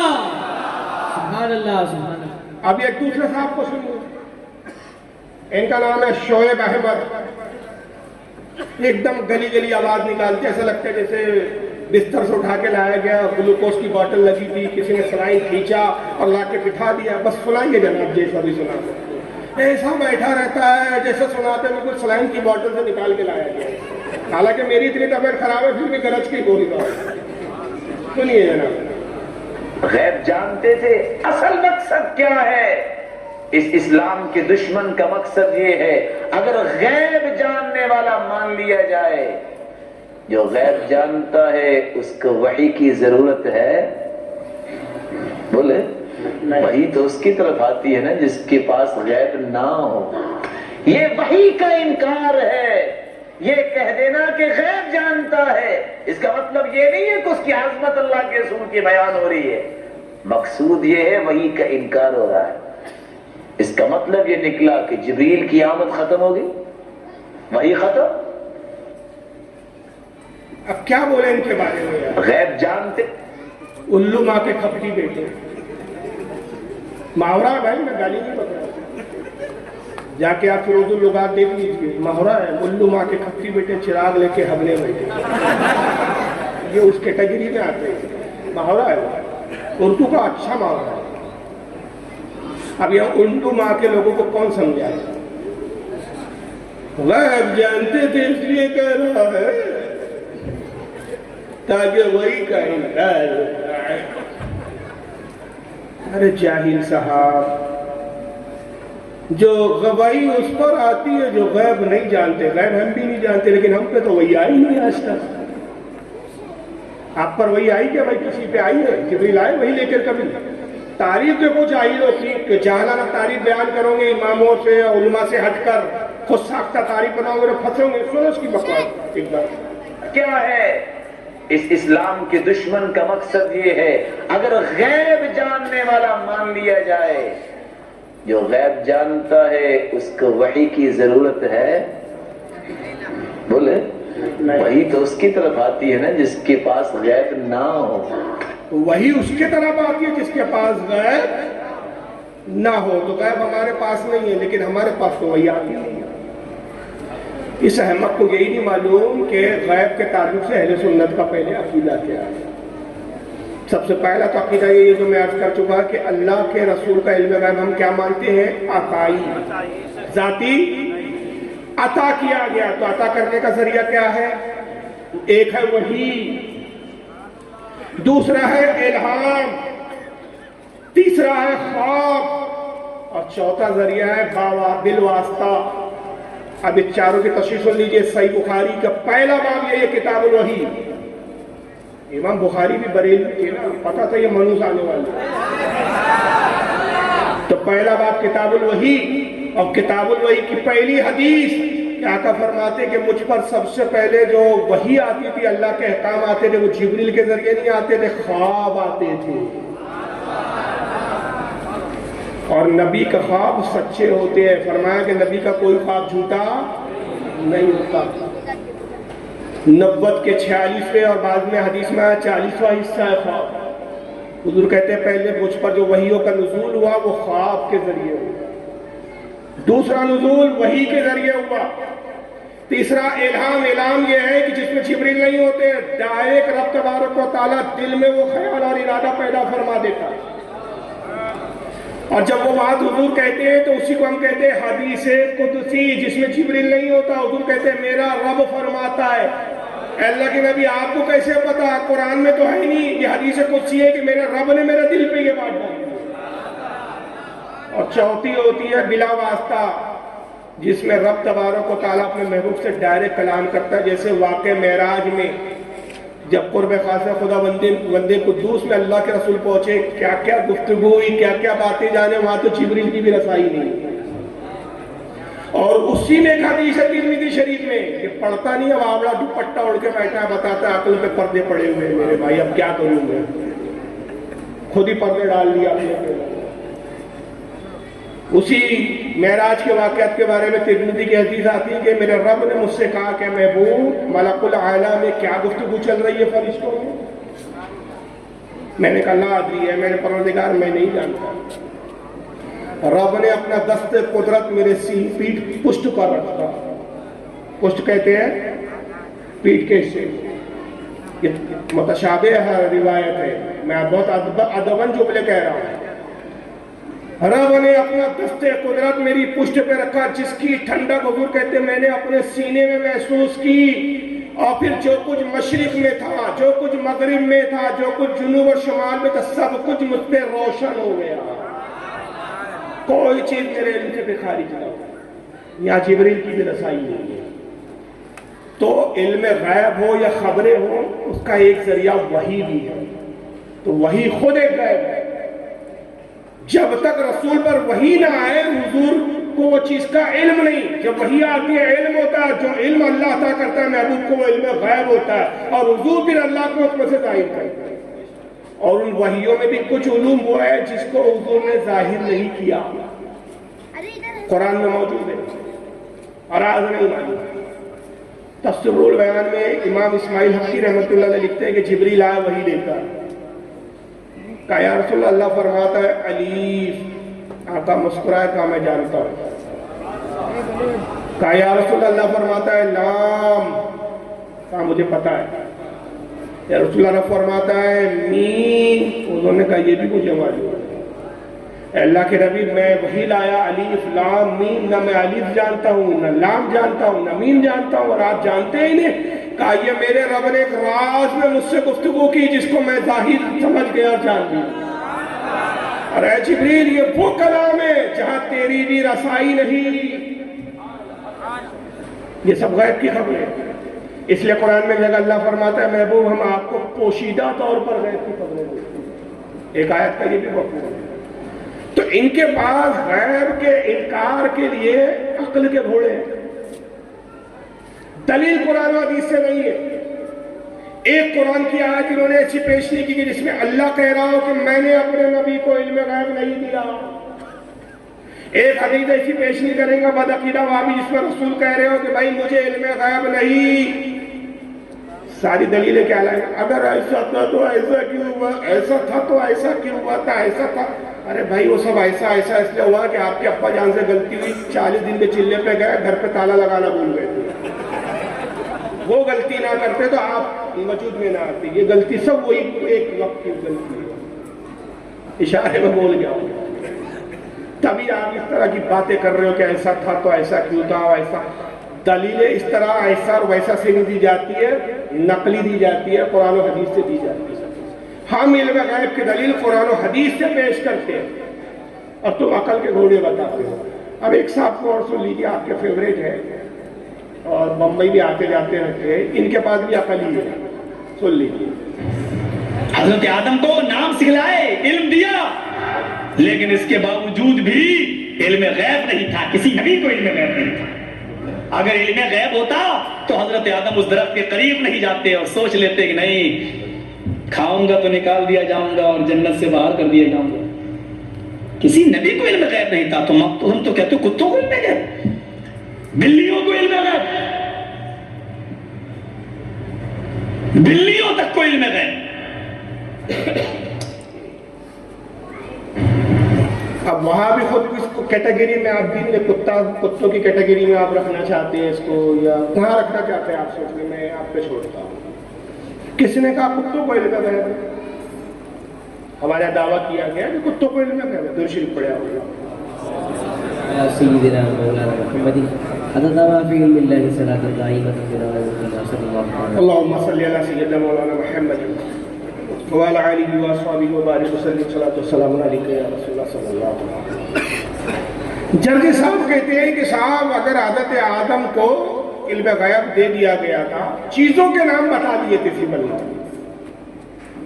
اور چیزوں کے نام جاننا یہ علم غیب نہیں ہے. اگر علم غیب ہوتا تو وہ درخت کے قریب جاتے کھاتے، جس سے منع کر دیا گیا تھا.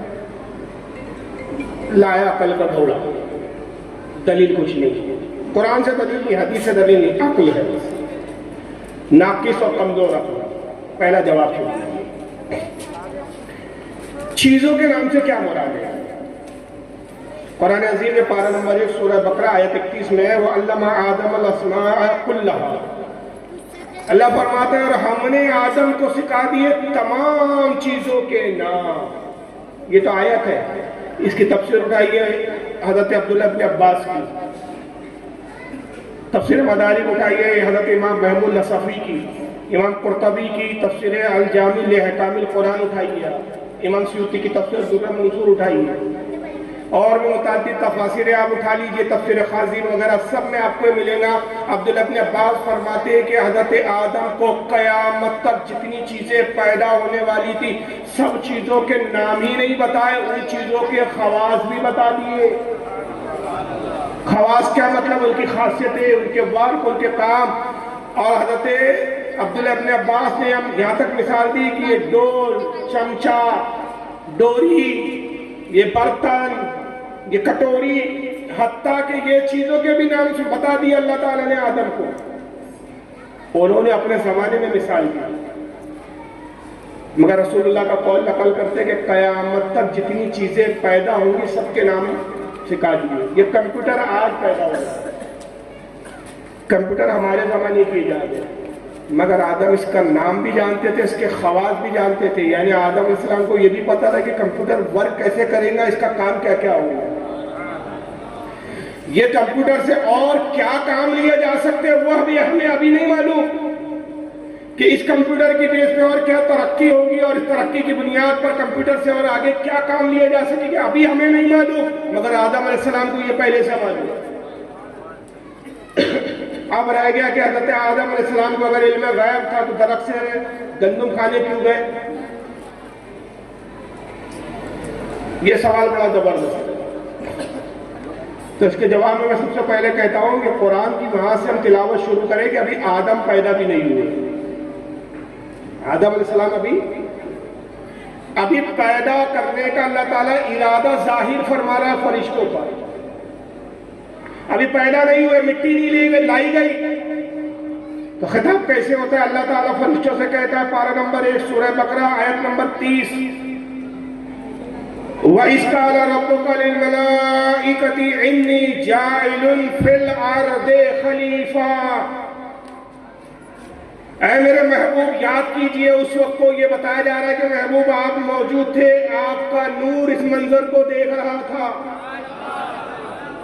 آپ یاد کیجئے اس وقت کو جب آپ کے رب نے فرشتوں سے کہا انی جاعل فی الارض خلیفہ، انی جاعل فی الارض الجنہ نہیں کہا کہ میں جنت میں خلیفہ پیدا کروں گا، میں زمین پر خلیفہ بھیجوں گا. ابھی آدم پیدا ہی نہیں ہوئے تو پہلے ہی فرما رہا زمین پہ بھیجوں گا. اب پیدا کہاں ہوئے پھر؟ بولو، زمین پہ پیدا ہوئے کہ جنت میں ہوئے؟ ارے بولیے بھائی، جنت میں ہوئے. جب زمین پر ہی بھیجنا تھا تو پھر زمین پر ہی پیدا کرتا، جنت میں کیوں کیا؟ مشیت تھی، اس کی حکمت تھی. اور کیا حکمت تھی آگے میں حدیث سے بتاؤں گا. عقل کا گھوڑا نہیں دوڑاؤں گا اس جاہل کی طرح، اور حدیث بھی صحیح سند کے ساتھ صحیح کتاب لائی جس کا جواب ہمارے پہلے رسول نے دے دیا. یہ وابڑے کیا بات کریں گے ہمارے ساتھ؟ یہ صرف ڈمرو گھما سکتے ہیں، مناظرہ نہیں کر سکتے. یاد رکھیے، مناظرہ وہابیت کے لیے موت ہے. اس لیے بیچارے اتحادی کی بات کرتے ہیں، مناظرے کی بات نہیں کرتے کبھی. انی جاعل فی الارض خلیفہ، میں زمین پر خلیفہ پیدا کروں گا. تو اللہ نے تو پہلی وعدہ فرما لیا تھا، پہلے کہہ دیا تھا میں زمین پہ کہوں گا جنت میں پیدا کیا تاکہ تخلیق کی اہمیت بتائے، حوا کو جنت میں پیدا کیا، رشتہ ازواجی قائم ہوا تاکہ رشتے کی اہمیت بتائے۔ جب یہ مقصد ہو گیا کہ انسان اشرف المخلوقات ہے اس لیے تخلیق جنت میں کی، مگر خلافت زمین پہ دینا، تو آئے آدم درخت سے کھاؤ، تاکہ درخت سے کھاؤں گے نہیں تو زمین پر بھیجنے کا بہانہ کہاں سے ہوگا؟ اور حالانکہ اللہ تعالیٰ نے کھانے کا تو کہا ہی نہیں قرآن میں۔ مجھے کوئی ایک مائکلہ کا آیت دکھا دے قرآن پہ اللہ نے کہا کہ گندم کھانا نہیں ورنہ زمین پہ بیچ دوں گا، بلکہ قرآن تو یہ کہتا ہے وَلَا تَقْرَبَا هَذِهِ الشَّجَرَةَ فَتَكُونَ مِنَ الظَّالِمِينَ، وَلَا تَقْرَبَا یا قریب بھی نہ جانا۔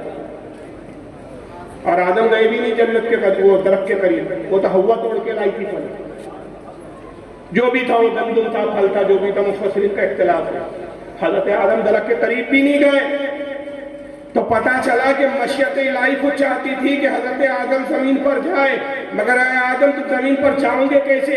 جاؤں گے ایسے کہ گندم کھاؤں گے، گندم کھاؤں گے نہیں تو جاؤں گے نہیں، تو تم میری مشیت کی تکمیل کے لیے گندم کھاؤ، زمین پر جاؤ۔ تو حضرت آدم نے گندم کھا کے مشیت الہی کی تکمیل کو پورا کیا ہے۔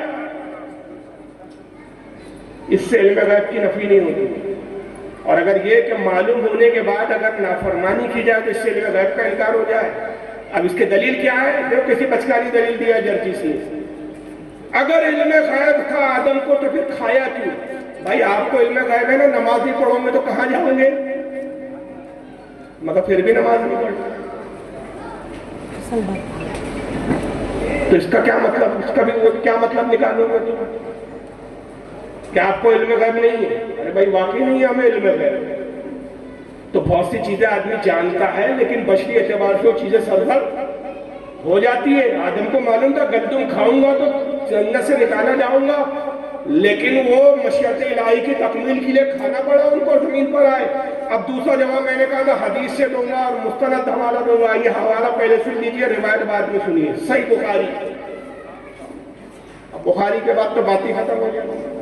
کتاب الانبیاء حدیث نمبر 3409، صحیح مسلم کتاب القدر حدیث نمبر 2652، سنن ابو داؤد کتاب السنہ حدیث نمبر 4701، جامع ترمذی کتاب القدر حدیث نمبر 2134، سنن ابن ماجہ المقدمہ حدیث نمبر 80، امام مالک کی الموطا کتاب القدر حدیث نمبر 1716، مسند احمد امام احمد بن حنبل کی حدیث نمبر 7387۔ کل 8 حوالے میں نے یہاں پیش کیے۔ ان 8 مستند کتابوں میں یہ ہے کہ اللہ کے رسول فرماتے ہیں کہ جب موسیٰ علیہ السلام کا انتقال ہوا اور موسیٰ کی روح کو جب فرشتے جنت کی طرف لے جا رہے تھے، پہلے آسمان پر حضرت آدم سے ملاقات ہوئی۔ ملک الموت نے کہا موسیٰ سلام کیجیے، یہ آپ کے جد آپ کے باپ آدم۔ موسیٰ بڑے جلالی پیدا ہوئے، غصے والے، جیسے حضرت آدم کو دیکھا جلال میں آیا، کہا کہ آپ ہی میرے باپ آدم ہیں، وہ گندم کا دانہ کھاتے نہیں تو زمین پہ جاتی، سب آپ کے چکر میں ہم کو تکلیفیں اٹھانی پڑتی۔ آپ نے گندم کھایا، منع کرنے کے باوجود زمین پر گئے، اور آپ آج ساری اولادیں زمین پر پیدا ہو رہی ہیں، ہم بھی زمین پر پیدا کیے گئے، اتنی تکلیفیں اٹھا کے دوبارہ ہمیں جنت میں جانا پڑتا ہے۔ اگر آپ گندم کا دانہ نہیں کھاتے تو ہم جنت میں پیدا ہوتے، ہمیں تکلیف ہی نہیں ہوتی ہے۔ یہ دوبارہ جنت میں لوٹنے کے لیے ہمیں کتنی مشقت کرنی پڑتی ہے، کچھ احساس ہے آپ کو اس کا؟ یہ بڑی سخت کلامی کے ساتھ انہوں نے حضرت آدم سے کہا۔ اللہ کے نبی کہتے ہیں کہ آدم مسکرایا، کہا میرے بیٹے موسیٰ ذرا غصے کو کم کرو اور میرے ایک سوال کا جواب دو۔ پیغمبر تم بھی ہو، رسالت تمہیں بھی دی گئی، کتاب تم پر بھی نازل کی گئی، غیب کی خبریں تم بھی جانتے ہو، یہ بتاؤ کہ اللہ نے تقدیر کو کب پیدا کیا؟ اس لیے باب القدر میں لا رہے سارے موضوع۔ اے میرے بیٹے موسیٰ بتاؤ اللہ نے تقدیر کو کب پیدا کیا؟ کہا کہ اے میرے باپ آدم، جو اللہ نے مجھے علم دیا اس کے مطابق میں جو جانتا ہوں وہ یہ کہ آپ کی پیدائش سے 7000 سال پہلے تقدیر کو پیدا کر دیا تھا۔ کہا بیٹا پھر میں کیسے قصوروار ہوا کہ جب میری پیدائش سے 7000 سال پہلے میری قسمت میں لکھ دیا گیا، میری تقدیر میں لکھ دیا کہ میں گندم کھاؤں گا، زمین پر جاؤں گا۔ سمجھ میں آ رہی ہے بات؟ یہ تو میری تقدیر میں لکھ دیا گیا۔ اور کہ کب لکھا گیا؟ میری پیدائش سے 7,000 سال پہلے۔ آقا مسکراتے صحابہ سے مخاطب ہو کے کہتے ہیں کہ موسیٰ خاموش ہو گئے، گویا اس مناظرے میں حضرت آدم کو فتح حاصل ہو گئی۔ آدم اور موسیٰ کے درمیان میں جو مناظرہ ہوا اس کو فتح موسیٰ حضرت آدم نے۔ کیا پتہ چلا ان روایتوں سے؟ ان روایتوں سے یہ پتہ چلا کہ یہ حکمت الہی ہے۔ اس کا یہ مطلب نہیں ہے کہ غیب نہیں جانتے تھے۔ اللہ کے رسول فرماتے ہیں کہ اللہ نے مجھے بہت سا علم دیا، لیکن بعض وقت مجھے بھلا دیا جاتا ہے تاکہ تمہارے لیے سنت ہو جائے۔ تو بعض اوقات انبیاء اکرام کو ان چیزوں کے جاننے کے باوجود بھی کچھ چیزوں کو کرنے کا مشیت کی طرف سے حکم ہوتا ہے، یا کچھ چیزوں سے جاننے کے باوجود بھی روک دیا جائے۔ اس سے علم غیب کی نفی نہیں ہوتی جب تک علم غیب کی نفی کے لیے کوئی صریح آیت نہ ہو، کوئی صریح دلیل نہ ہو۔ اگر اس قسم کی بچکانی باتیں کروں گے تو اس سے کیا ہے، آپ اپنی جہالت کو واضح کرو گے، یہ نہیں کہ نبی پاک صلی اللہ علیہ وسلم کی تم قدر اور عزت گھٹا سکو۔ اب آئیے ذرا یہ سن لیجیے یہی شعیب احمد صاحب۔ اگر غیب جانتے تھے تو پریشانی کس بات کی؟ جب بیوی پہ تہمت لگی کتنے پریشان تھے۔ نعوذ باللہ من ذالک کہنے والا کیا کہنا چاہ رہا ہے کہ اللہ کے رسول دھوکہ دے رہے تھے؟ اگر غیب جانتے تھے تو آپ کی بیوی پر تہمت لگی تو آپ نے بتا کیوں نہیں دیا؟ تو کیا دھوکہ دے رہے تھے؟ کہاں سے لاتے ہیں یہ عقل؟ پتہ نہیں، گوبر کھاتے ہیں یہ لوگ، کیا کھاتے ہیں اللہ جانے، کہاں سے عقل شعور آتی ہے اللہ جانے۔ سیدہ عائشہ صدیقہ پر تہمت لگی، واقع افک کہتے ہیں اس کو۔ منافقین نے ایک تہمت لگائی آپ کا، واقعات کی تفصیل معلوم ہے نا آپ کو، میں بتانا پڑے گا۔ ہاں، ایک سفر میں آپ جا رہے تھے، حضرت عائشہ صدیقہ رضی اللہ تعالیٰ عنہ قضاء حاجت کے لیے اپنے اونٹ سے اتر کے ایک جگہ قضاء حاجت کر رہی تھی، قافلہ چل پڑا۔ صحابہ نے گمان یہ کیا کہ شاید آپ اپنے کجاوے میں، اونٹ کے کجاوے میں بیٹھی، اور دبلی پتلی تھی اس وقت۔ حضرت عائشہ خود فرماتی کہ ان دنوں میں بہت دبلی تھی، میرا وزن معلوم ہی نہیں ہوتا تھا۔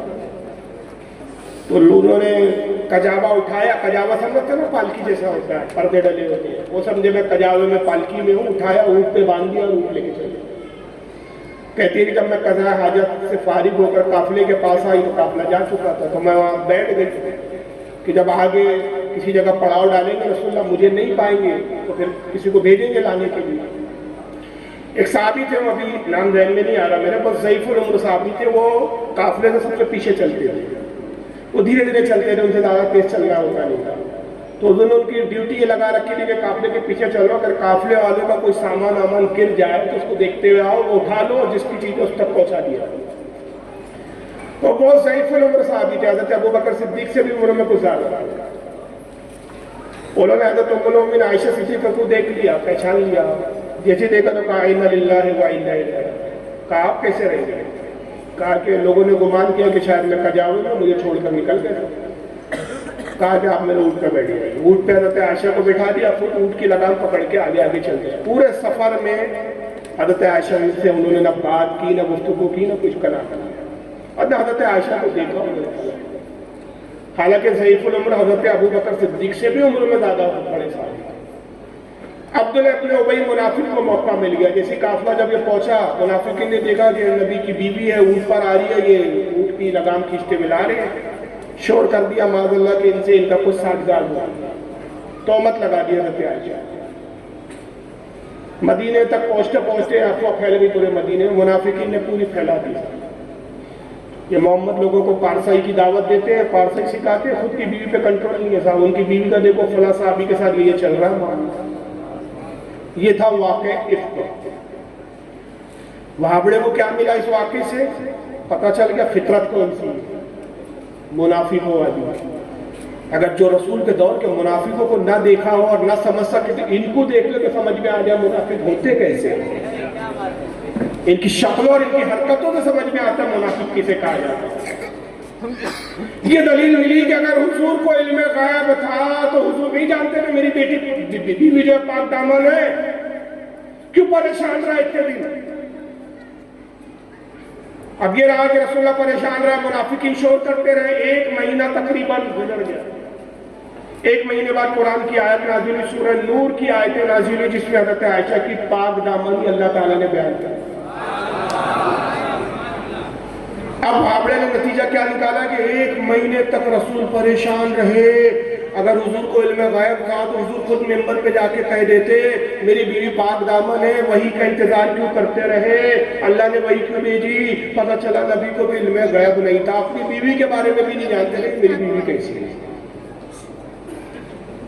کل ایک پریکٹیکل کر لیجئے، ان کے مدرسے کے شیخ الحدیث کے مدرسے میں جائیے اور کہیے کیا مولانا یا قال رسول اللہ کر رہے ہیں، تمہاری بیوی کا لفڑا چل رہا ہے، پڑھو سن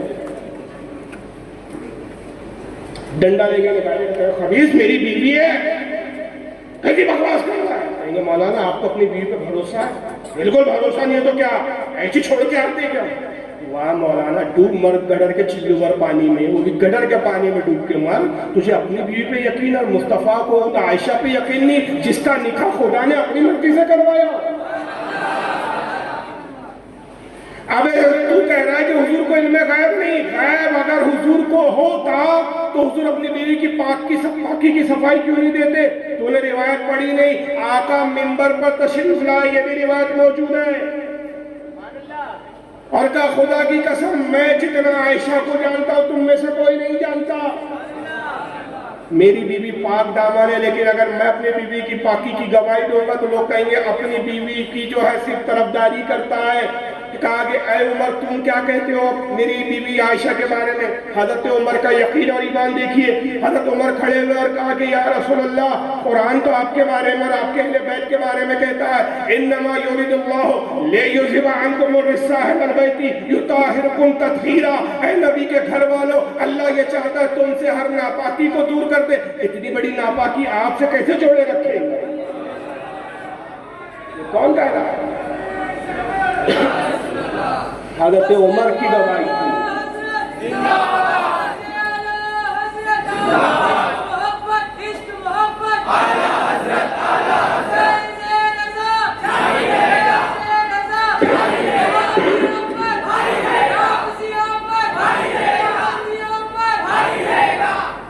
یہ حضرت عمر کہہ رہے گویا حضرت عمر کو یقین ہے کہ ام المومنین عائشہ صدیقہ پر جو تہمت ہے وہ جھوٹی ہے، تو کیا معاذ اللہ نبی کا ایمان عمر سے بھی کم تر تھا؟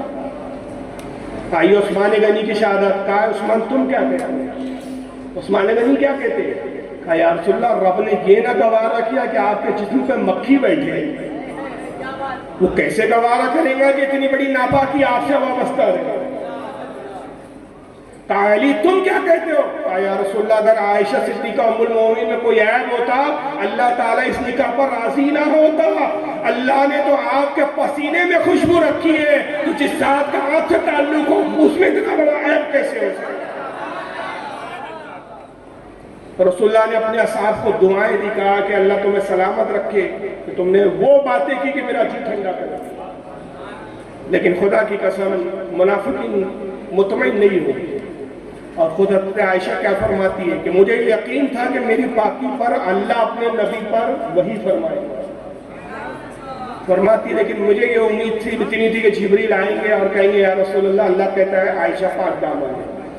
یہ گمان نہیں تھا کہ میری تعریف اور توصیف میں قرآن کی آیتیں نازل ہوں، سورہ نور کا نزول ہوگا۔ فرماتی ہے کہ جب سورہ نور کی آیتیں نازل ہوئی میں سجدے میں گر گئی کہ اے پروردگار تیری یہ بندی عائشہ تیری کیا نام ہے تیری بارگاہ میں بھولی بسری نہیں ہے۔ اور اعلیٰ حضرت کی اگر عشق کی روشنی میں بات کریں، یہ بابڑوں کی بدنصیبی ہے کہ ان کو نبی کی بیوی پہ تہمت لگنے میں نبی کے عیب دکھ رہے ہیں، علم غیب کی نفی دکھ رہی ہے، مگر اعلیٰ حضرت کے عشق سے پوچھو، اعلیٰ حضرت سے پوچھو کہ امام عشق و محبت آپ کیا کہتے ہیں؟ حضرت کہتے ہیں عزیز تہمتیں پہلے بھی لگتی ہے، نبیوں پہ لگی ہے، حضرت یوسف پہ زلیخا نے تہمت لگائی، قرآن میں واقعہ موجود ہے۔ زلیخا جس نے حضرت یوسف کو خریدا تھا غلام جب بن کر آئے، بچپنے سے لے کر جوانی تک پالا حسن نکل کے آیا، زلیخا کی نیت تھوڑی سی ڈگمگا گئی، کہا کہ یوسف میری خواہش پوری کر۔ یوسف نے کہا میں اللہ کی پناہ چاہتا ہوں بدکاری سے۔ یوسف علیہ السلام آگے، زلیخا پیچھے دوڑی، 7 کمرے تھے جہاں زلیخا لائی تھی، ہر کمرے کو تالا لگا دیا گیا تھا، پیاز کے چھلکے جیسے ہوتے ایسے کمرے در کمرے تھے، مگر اللہ کی قدرت اور حضرت یوسف کا معجزہ جیسے جیسے ہر کمرے کے دروازے تک پہنچتے، دروازے کا تالا خود بخود کھلتا، دروازہ خود بخود کھلنے لگتا، اور یوسف علیہ السلام 7 کمرے سے نکل کے آگے بڑھتے رہے یہاں تک کہ جب 7واں کمرہ پار کیا، بد اتفاق کی بات کہ زلیخا پہنچی، پیچھے سے دامن پکڑا، حضرت یوسف کا دامن پکڑ کے کھینچنا، یوسف بھاگ رہے تھے، دامن پھٹا اور اتنے میں زلیخا کا شوہر عزیز مصر آ گیا۔ عزیز مصر نے دیکھ لیا اس منظر کو، اب عزیز مصر کو اپنی عزت بھی بچانی تھی، کچھ کنیزیں تھی جو وہاں پہ کام کاج میں مصروف تھی، انہوں نے بھی دیکھ لیا کنیزوں نے۔ زلیخا نے چالاکی کی، کہا کہ میں تو رنگوں ہاتھوں پکڑے گئی ہوں، میرا شوہر بھی جان چکا ہے کہ میرا ارادہ کیا تھا، میں کیا کام سے مطلب مقصد چاہ رہی تھی۔ فوراً پلٹا کھایا زلیخا نے اور کہا کہ اے عزیز مصر، میرے شوہر، اس غلام کے بارے میں کیا سزا ہے تیرے پاس کہ تو تیری ہی امانت میں خیانت کرے، گویا اس نے میرے ساتھ بدکاری کا ارادہ کیا۔ حضرت یوسف علیہ السلام نے قسم میں کھائی کہ میں اللہ کی قسم کھا کے کہتا ہوں کہ میں پاک دامن ہوں، میرا کوئی ارادہ نہیں تھا، بلکہ یہ مجھے بدکاری پہ آمادہ کر رہی ہے۔ مگر زلیخا ماننے کے لیے تیار نہیں۔ اس گھر میں، اس محل میں کنیز تھی، اس کو اللہ تعالیٰ نے ایک بچہ عطا کیا تھا، اور وہ 3 مہینے یا 2 مہینے کا بچہ تھا۔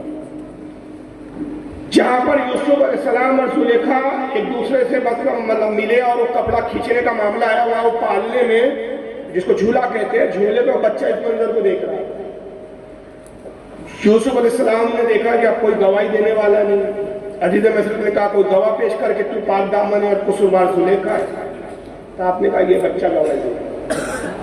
کہا یہ تو دودھ پیتا بچہ، یہ کیسے گواہی دے گا؟ کہا یہی اللہ کی قدرت سے گواہی دے گا۔ اور آپ نے اس بچے کو مخاطب کیا، کہا کہ اے بچے گواہی دے، بتا کیا حق ہے اور کیا صحیح ہے، کیا دیکھا تم نے؟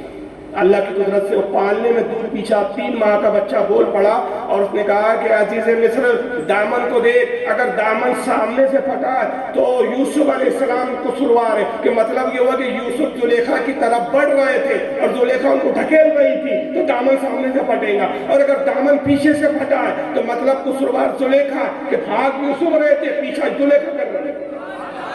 دامن کو دیکھا، جب دامن دیکھا تو دامن پیچھے سے پھٹا، حضرت یوسف علیہ السلام کی پاکی کی گواہی ظاہر ہو گئی، ثابت ہو گئی، اور آپ کو پاک دامن عزیز مصر نے تسلیم کیا۔ اعلیٰ حضرت اس واقعے کی طرف اشارہ کر کے فرماتے عزیز غور تو کر، وہ یوسف تھے کہ محبوب کی بات۔ یہاں تہمت مصطفیٰ پر نہیں لگی، رسول اللہ کی محبوبہ پر لگی۔ مصطفیٰ میں لگتی تو عالم درم برم ہو جاتا، وہاں یوسف پر جب تہمت لگی تو بچوں سے گواہی دی، مگر جب مصطفیٰ کی محبوبہ عائشہ صدیقہ پر تہمت لگی تو رب نے کہا محبوب وہ یوسف ہے کہ جس کی گواہی بچے سے دلوائی، یہ تیری محبوب کی محبوبہ ہے، اس کی گواہی بچوں سے نہیں، اس کی گواہی پاکی کی میں خود بیان ہے۔ اور قرآن کی آیت ہے، حضرت عائشہ کہتی ہے کہ میں خوش قسمت ہوں نبی کی بیویوں میں کہ خدا کی قسم قیامت تک محرابوں میں میری پاکی کے واقعات ان آیتوں کے ذریعے بیان کیے جاتے رہے۔ یہ محبت اور عشق کی باتیں وہ ہم لوگ کو نظر آیا تو کیا نظر آیا؟ علم غیب اگر ہوتا تو مصطفیٰ بنا ہی دیتے، تو کیا معدل نبی یہ سمجھ رہے تھے کہ میری بیوی پاک دامن نہیں ہے؟ کیا یہ بولنا چاہ رہا ہے تو جاہل کے بچے؟ جتنی خدا کی قسم رسول اللہ کی بیویاں پاک دامن ہیں، ارے پاک دامن کا تو یہ حال ہے، بخاری شریف کی حدیث ہے، ام سلمہ رضی اللہ تعالیٰ نبی کی زوج مطہرہ، بالکل ایک نئی بات کر رہا ہوں، پتہ نہیں آپ لوگوں نے سننے کے متعمل ہے یا نہیں، لیکن میں فضائل میں اس کو لا رہا ہوں، فضیلت نہیں آئی ہے، فضائل میں آئی ہے۔ خاتون آئی حضور کی خدمت میں، ام سلمہ کہتی ہے اور کہتی ہے یا رسول اللہ اگر عورت کو احتلام ہو جائے تو کیا اس پر بھی غسل ہے؟ مرد کو احتلام ہوتا ہے نا، احتلام سمجھتا ہے نا، جن کی شادیاں نہیں ہوتی احتلام ہو جاتا ہے، عورتوں کو بھی احتلام ہوتا ہے۔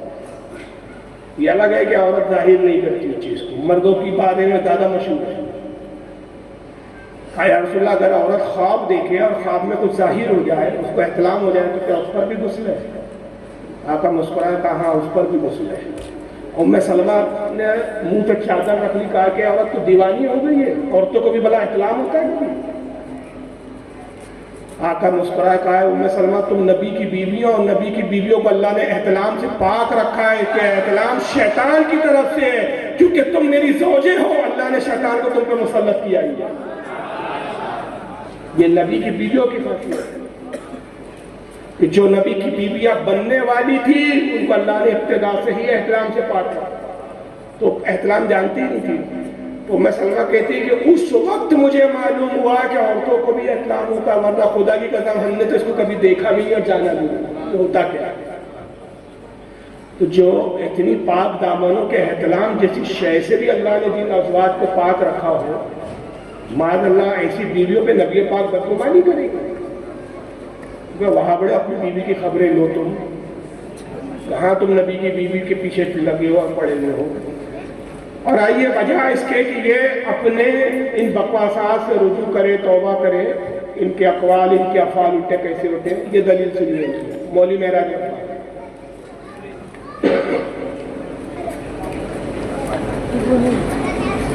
بلکہ یہاں تک کہا گیا ہے, اعوذ باللہ, میں کہتا ہوں یہ تو شیخ عبد القادر جیلانی کا یہ شعر ہو ہی نہیں سکتا.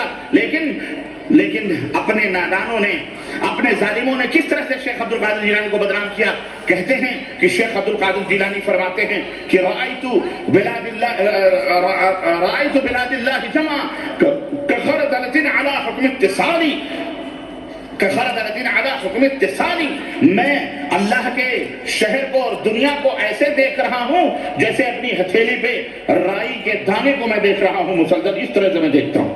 اعوذ باللہ استغفر اللہ. یہاں تو ہمارے نبی حضرت محمد الرسول اللہ صلی اللہ علیہ وسلم کا عالم کیا تھا. آپ صلی اللہ علیہ وسلم, اللہ کے رسول صلی اللہ علیہ وسلم کو اپنے پیٹھ پیچھے کا بھی علم نہیں تھا.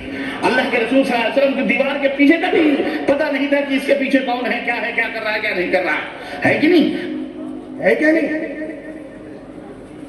سب نندی میں بیٹھے, ہاں ہاں ہاں, جو آقا آپ دن کو رات کو, رات کو جو تم کو پسند ہو وہ بات کہیں. یہاں تو ہمارے نبی کا کیا حال تھا, پیٹھ پیچھے کی خبر ہے. اور تقویۃ الایمان میں مولوی اسماعیل دہلوی نے تو یہ لکھا کہ رسول کو یہ تک پتہ نہیں تھا کہ قبر میں میرے ساتھ کیا ہوگا, میرے امتی کے ساتھ کیا ہوگا. حضور کو قبر کا بھی حال پتہ نہیں تھا. اتنے لائی آج تک ان مولویوں کی گستاخانہ عقیدوں کو اٹک ہو رہی ہے اپنی پیٹھ پر. ظاہر یہ آج کے مولوی ہیں, اعلیٰ حضرت کے دور کے نہیں ہے, 100 سال کے نہیں, ہمارے اپنے زمانے کے ویڈیو پر آ رہے ہیں, ویڈیو بنا رہے ہیں. تو یہ ویڈیو پر تو برملا نبی کی گستاخیاں کرے, گستاخانہ عقیدہ بتایا کرے, لیکن جب ہم ان کا رد کریں تو فوراً کہتے ہیں کہ کچھ صلح کلی فتنہ ہو جاتا ہے. نبی کی توہین کرنا فتنہ ہے کہ نبی کا دفاع کرنا فتنہ ہے؟ بولو یار, توہین کرنا. کہ نبی کو لا علم بتائے کہ توہین ہے کہ تعریف ہے نبی کی. کیسے مسلمان ہیں؟ کس نبی کا کلمہ پڑھتے ہیں؟ ارے دنیا کی وہ قوم ہے جو باطل ہے, وہ بھی اپنے رہبر کے بارے میں یہ یقین نہیں رکھتی کہ ان کو کچھ پتہ نہیں تھا. وہ بھی کہتے ہیں کہ جناب ہمارے جو رہنما تھے, ہمارے جو لیڈر تھے, وہ سب کچھ جانتے تھے, سب کچھ معلوم تھا. تم کیسی مخلوق ہو یار. اور انکار کے لیے کہاں سے شروع کیا؟ وہ غوث پاک کا اصل ایک شعر ہے, قصیدہ ہے, غوثیہ ہے. غوث پاک کا 30 اشعار ہے, 30. اور اس قصیدے میں غوث اعظم نے اپنے مقام و مرتبے کا اظہار کیا. ایک الہامی قصیدہ, اس کے بارے میں غوث پاک خود فرماتے ہیں کہ یہ الہامی قصیدہ ہے, تو رب نے مجھ پر الہامات کیے, میں نے اس کو قصیدے کی شکل میں گایا. وہ بڑا طویل قصیدہ ہے. اس میں ایک شعر ہے جس کو پڑھا بھی اس سے غلط ہے, اور آیتوں پڑھ رہا ہوں, آیتوں نہیں, نظر تو رہتا ہے. نظر تو الى بلاد اللہ جمع کخردلۃ علی حکم اتصال. غوث اعظم کہتے ہیں کہ میں اللہ کے تمام شہروں کو ایسے دیکھتا ہوں جیسے میرے ہتھیلی میں رائی کا دانہ رکھا ہوں. یہ آپ نے بہت لوگوں سے, بہت علماء سے سنا بھی. تو یہ غوث اعظم کا اپنا شعر ہے. تو یہ کہتا ہے کہ یہ تو شیخ عبد القادر جیلانی کا شعر ہو ہی نہیں سکتا. غوث پاک کیسے لکھیں گے بیچارے؟ یہاں تو ہمارے نبی کا یہ حال تھا کہ دیوار کے پیچھے کی خبر نہیں، اور رسول اللہ کو اپنے پیٹھ کے پیچھے کی خبر نہیں۔ حالانکہ آئیے مودی صاحب کیا کہتے ہیں، کیا لکھتے ہیں، میں چند عبارتیں پڑھ دیتا ہوں یہاں پر جلدی جلدی۔ امام شمس الدین سخاوی رحمۃ اللہ علیہ جرح و تعدیل کے امام محدث ہیں، 902 ہجری میں ان کا انتقال ہوا۔ المقاصد الحسنہ کتاب کا نام ہے، ان کی صفحہ نمبر 413۔ امام شمس الدین سخاوی کہتے ہیں ما علم ما خلف جداری ھذا قال شیخنا لا اصل لہ، کہتے کہ جو حدیث میں آیا ہے، بعض روایتوں میں بیان کیا گیا، کچھ روایتوں میں یہ ہے کہ رسول اللہ نے کہا میں نہیں جانتا اس دیوار کے پیچھے کیا ہے۔ فرماتے ہمارے شیخ قال شیخنا، ہمارے شیخ، یا شیخ سے مراد ان کے امام ابن حجر عسقلانی ہیں، ان کے شیخ اور ان کے استاد تھے امام ابن حجر عسقلانی، بہت بڑے جرح و تعدیل کے امام محدث ہیں۔ فرماتے وہ کہتے ہیں کہ اس روایت کی کوئی اصل نہیں ہے، یہ من گھڑت روایت ہے۔ حضرت امام احمد بن کستلانی 923 ہجری میں ان کا انتقال ہوا۔ المواہب اللدنیہ جلد 228 پر کہتے ہیں اس روایت کے بارے میں لا اصل لہ، اس روایت کی کوئی حیثیت نہیں۔ امام ابن حجر الحیثمی المکی 973 ہجری میں انتقال ہوا۔ افضل القراء ان کی کتاب ہے، اس میں کہتے ہیں لم یعرف سند، یہ وہ روایت ہے جس کی سند پہچانی ہی نہیں گئی، اس کی کوئی سند ہی نہیں ہے۔ تو یہ سارے علماء کہتے آ رہے ہیں کہ دیوار کے پیچھے رسول اللہ نے فرمایا مجھے علم نہیں، اس روایت کی کوئی اصل ہے ہی نہیں۔ لیکن وہابیوں کی جرأت دیکھو یار، داد دینا چاہیے آپ سب لوگوں کی۔ یہ براہین قاطعہ لکھی گئی ہے، وہ جس میں لکھا گیا کہ رسول اللہ کا علم شیطان کی طرف ہے، شیطان سے بھی کم ہے۔ وہی غیران القاطعہ آپ کے سامنے جس میں کہا گیا کہ رسول اللہ دیوبند کے مدرسے میں اردو سیکھے، اسی کتاب کے صفحہ 121 پر مولوی خلیل احمد امبیٹوی نے کیا لکھا ذرا پڑھیے، یہ سامنے آ رہی بات۔ خود فقر عالم علیہ السلام فرماتے ہیں واللہ لا ادری ما یفعل بی ولا بکم، الحدیث ترجمہ نہیں لکھا، اس کا ترجمہ یہ ہے کہ اللہ کی قسم میں نہیں جانتا میرے ساتھ کیا ہوگا اور تمہارے ساتھ کیا ہوگا۔ اور شیخ عبدالحق روایت کرتے ہیں مجھ کو دیوار کے پیچھے کا بھی علم نہیں۔ اب ظاہر ہے کوئی کتاب پڑھے گا تو وہ تو کہنا بھائی شیخ عبدالحق کا انہوں نے حوالہ دیا۔ شیخ عبدالحق محدث دہلوی بہت بڑے محدث ہیں جن کو ہر مکتبہ فکر کے لوگ مانتے ہیں، سنی بھی مانتے ہیں، ہم تو بہت زیادہ مانتے ہیں۔ جب شیخ عبدالحق محدث دہلوی لکھ رہے ہیں کہ رسول اللہ کو دیوار کے پیچھے کا علم نہیں، تو پھر آپ وہابیوں کو برا کیوں کہہ رہے ہیں؟ اندازہ لگائیے کیسے کیسے گمراہ کیا گیا ہے۔ آئیے شیخ عبدالحق محدث دہلوی خود کیا کہتے ہیں، ان کی میں ایک مشہور کتاب آپ کے سامنے پیش کر رہا ہوں، مدارج النبوت۔ یہ انہی شیخ عبدالحق کی کتاب ہے جن کے نام سے روایت کر کے سنائی ہے، انہی کے نام سے روایت سنائی جا رہی ہے۔ لکھنے والا خلیل احمد امبیٹی بانی ہے تبلیغی جماعت، مولوی ریاض خان دہلوی کا استاد۔ جب استادوں نے جھوٹ بولا ہے تو چمچے کی طرح جھوٹ بولتے ہو، یہ استادوں کا بتا رہا ہوں، اور کتاب میں آٹے کو جھوٹ چھپ رہا ہے۔ آج بھی ان کو غیرت اور شرم نہیں آ رہی کہ اس شخصیت کے نام سے ہم جھوٹ چھاپ رہے ہیں کہ جو اپنی اصل کتاب میں کیا لکھ چکا ہے۔ یہ مدارج النبوت اوریجنل کتاب میرے پاس موجود ہے، میں کوئی پی ڈی ایف نہیں دکھا رہا ہوں، صفحہ نمبر 7 جلد نمبر 1 شاہ عبدالحق مدارج النبوت میں کیا کہتے ہیں، جلد 1 صفحہ 7 پر سنیے۔ وَإِيجَا إِشْكَالِ مِعَرِيم کہ در بازی روایت عامدات کے گفت حضرت صلی اللہ علیہ وسلم من بندہ نمی دانم آچے در پست ای دیوارت جوابست آنس کی سکا نسلی ندارد۔ شاہ عبدالحق کچھ لکھ کے گئے، یہ خبیث لکھ کے کچھ اور۔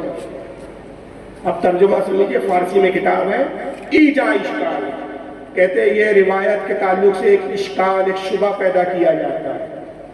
ایجا اشکال نہیں ارم، یہاں ایک اشکال پیدا ہوتا ہے، پیدا کیا جاتا ہے، اشکال بیان کیا جاتا ہے کہ در بازی روایت آمدہ است، کہ کچھ روایتوں میں یہ آیا گفت حضرت صلی اللہ علیہ وسلم کہ اللہ کے رسول صلی اللہ علیہ وسلم نے ارشاد فرمایا من بندہ، میں ایک بندہ ہوں، آنچے در پست ای دیوار، میں نہیں جانتا کہ دیوار کے پیچھے کیا ہے۔ جواب آنس کہ ای سکا نسلی ندارت، کہتے اس روایت کے بارے میں جواب یہ ہے کہ یہ روایت ثابت نہیں، اس کی کوئی اصل نہیں. در روایات بدا صحیح نشیدہ اس، یہ روایات ہرگز صحیح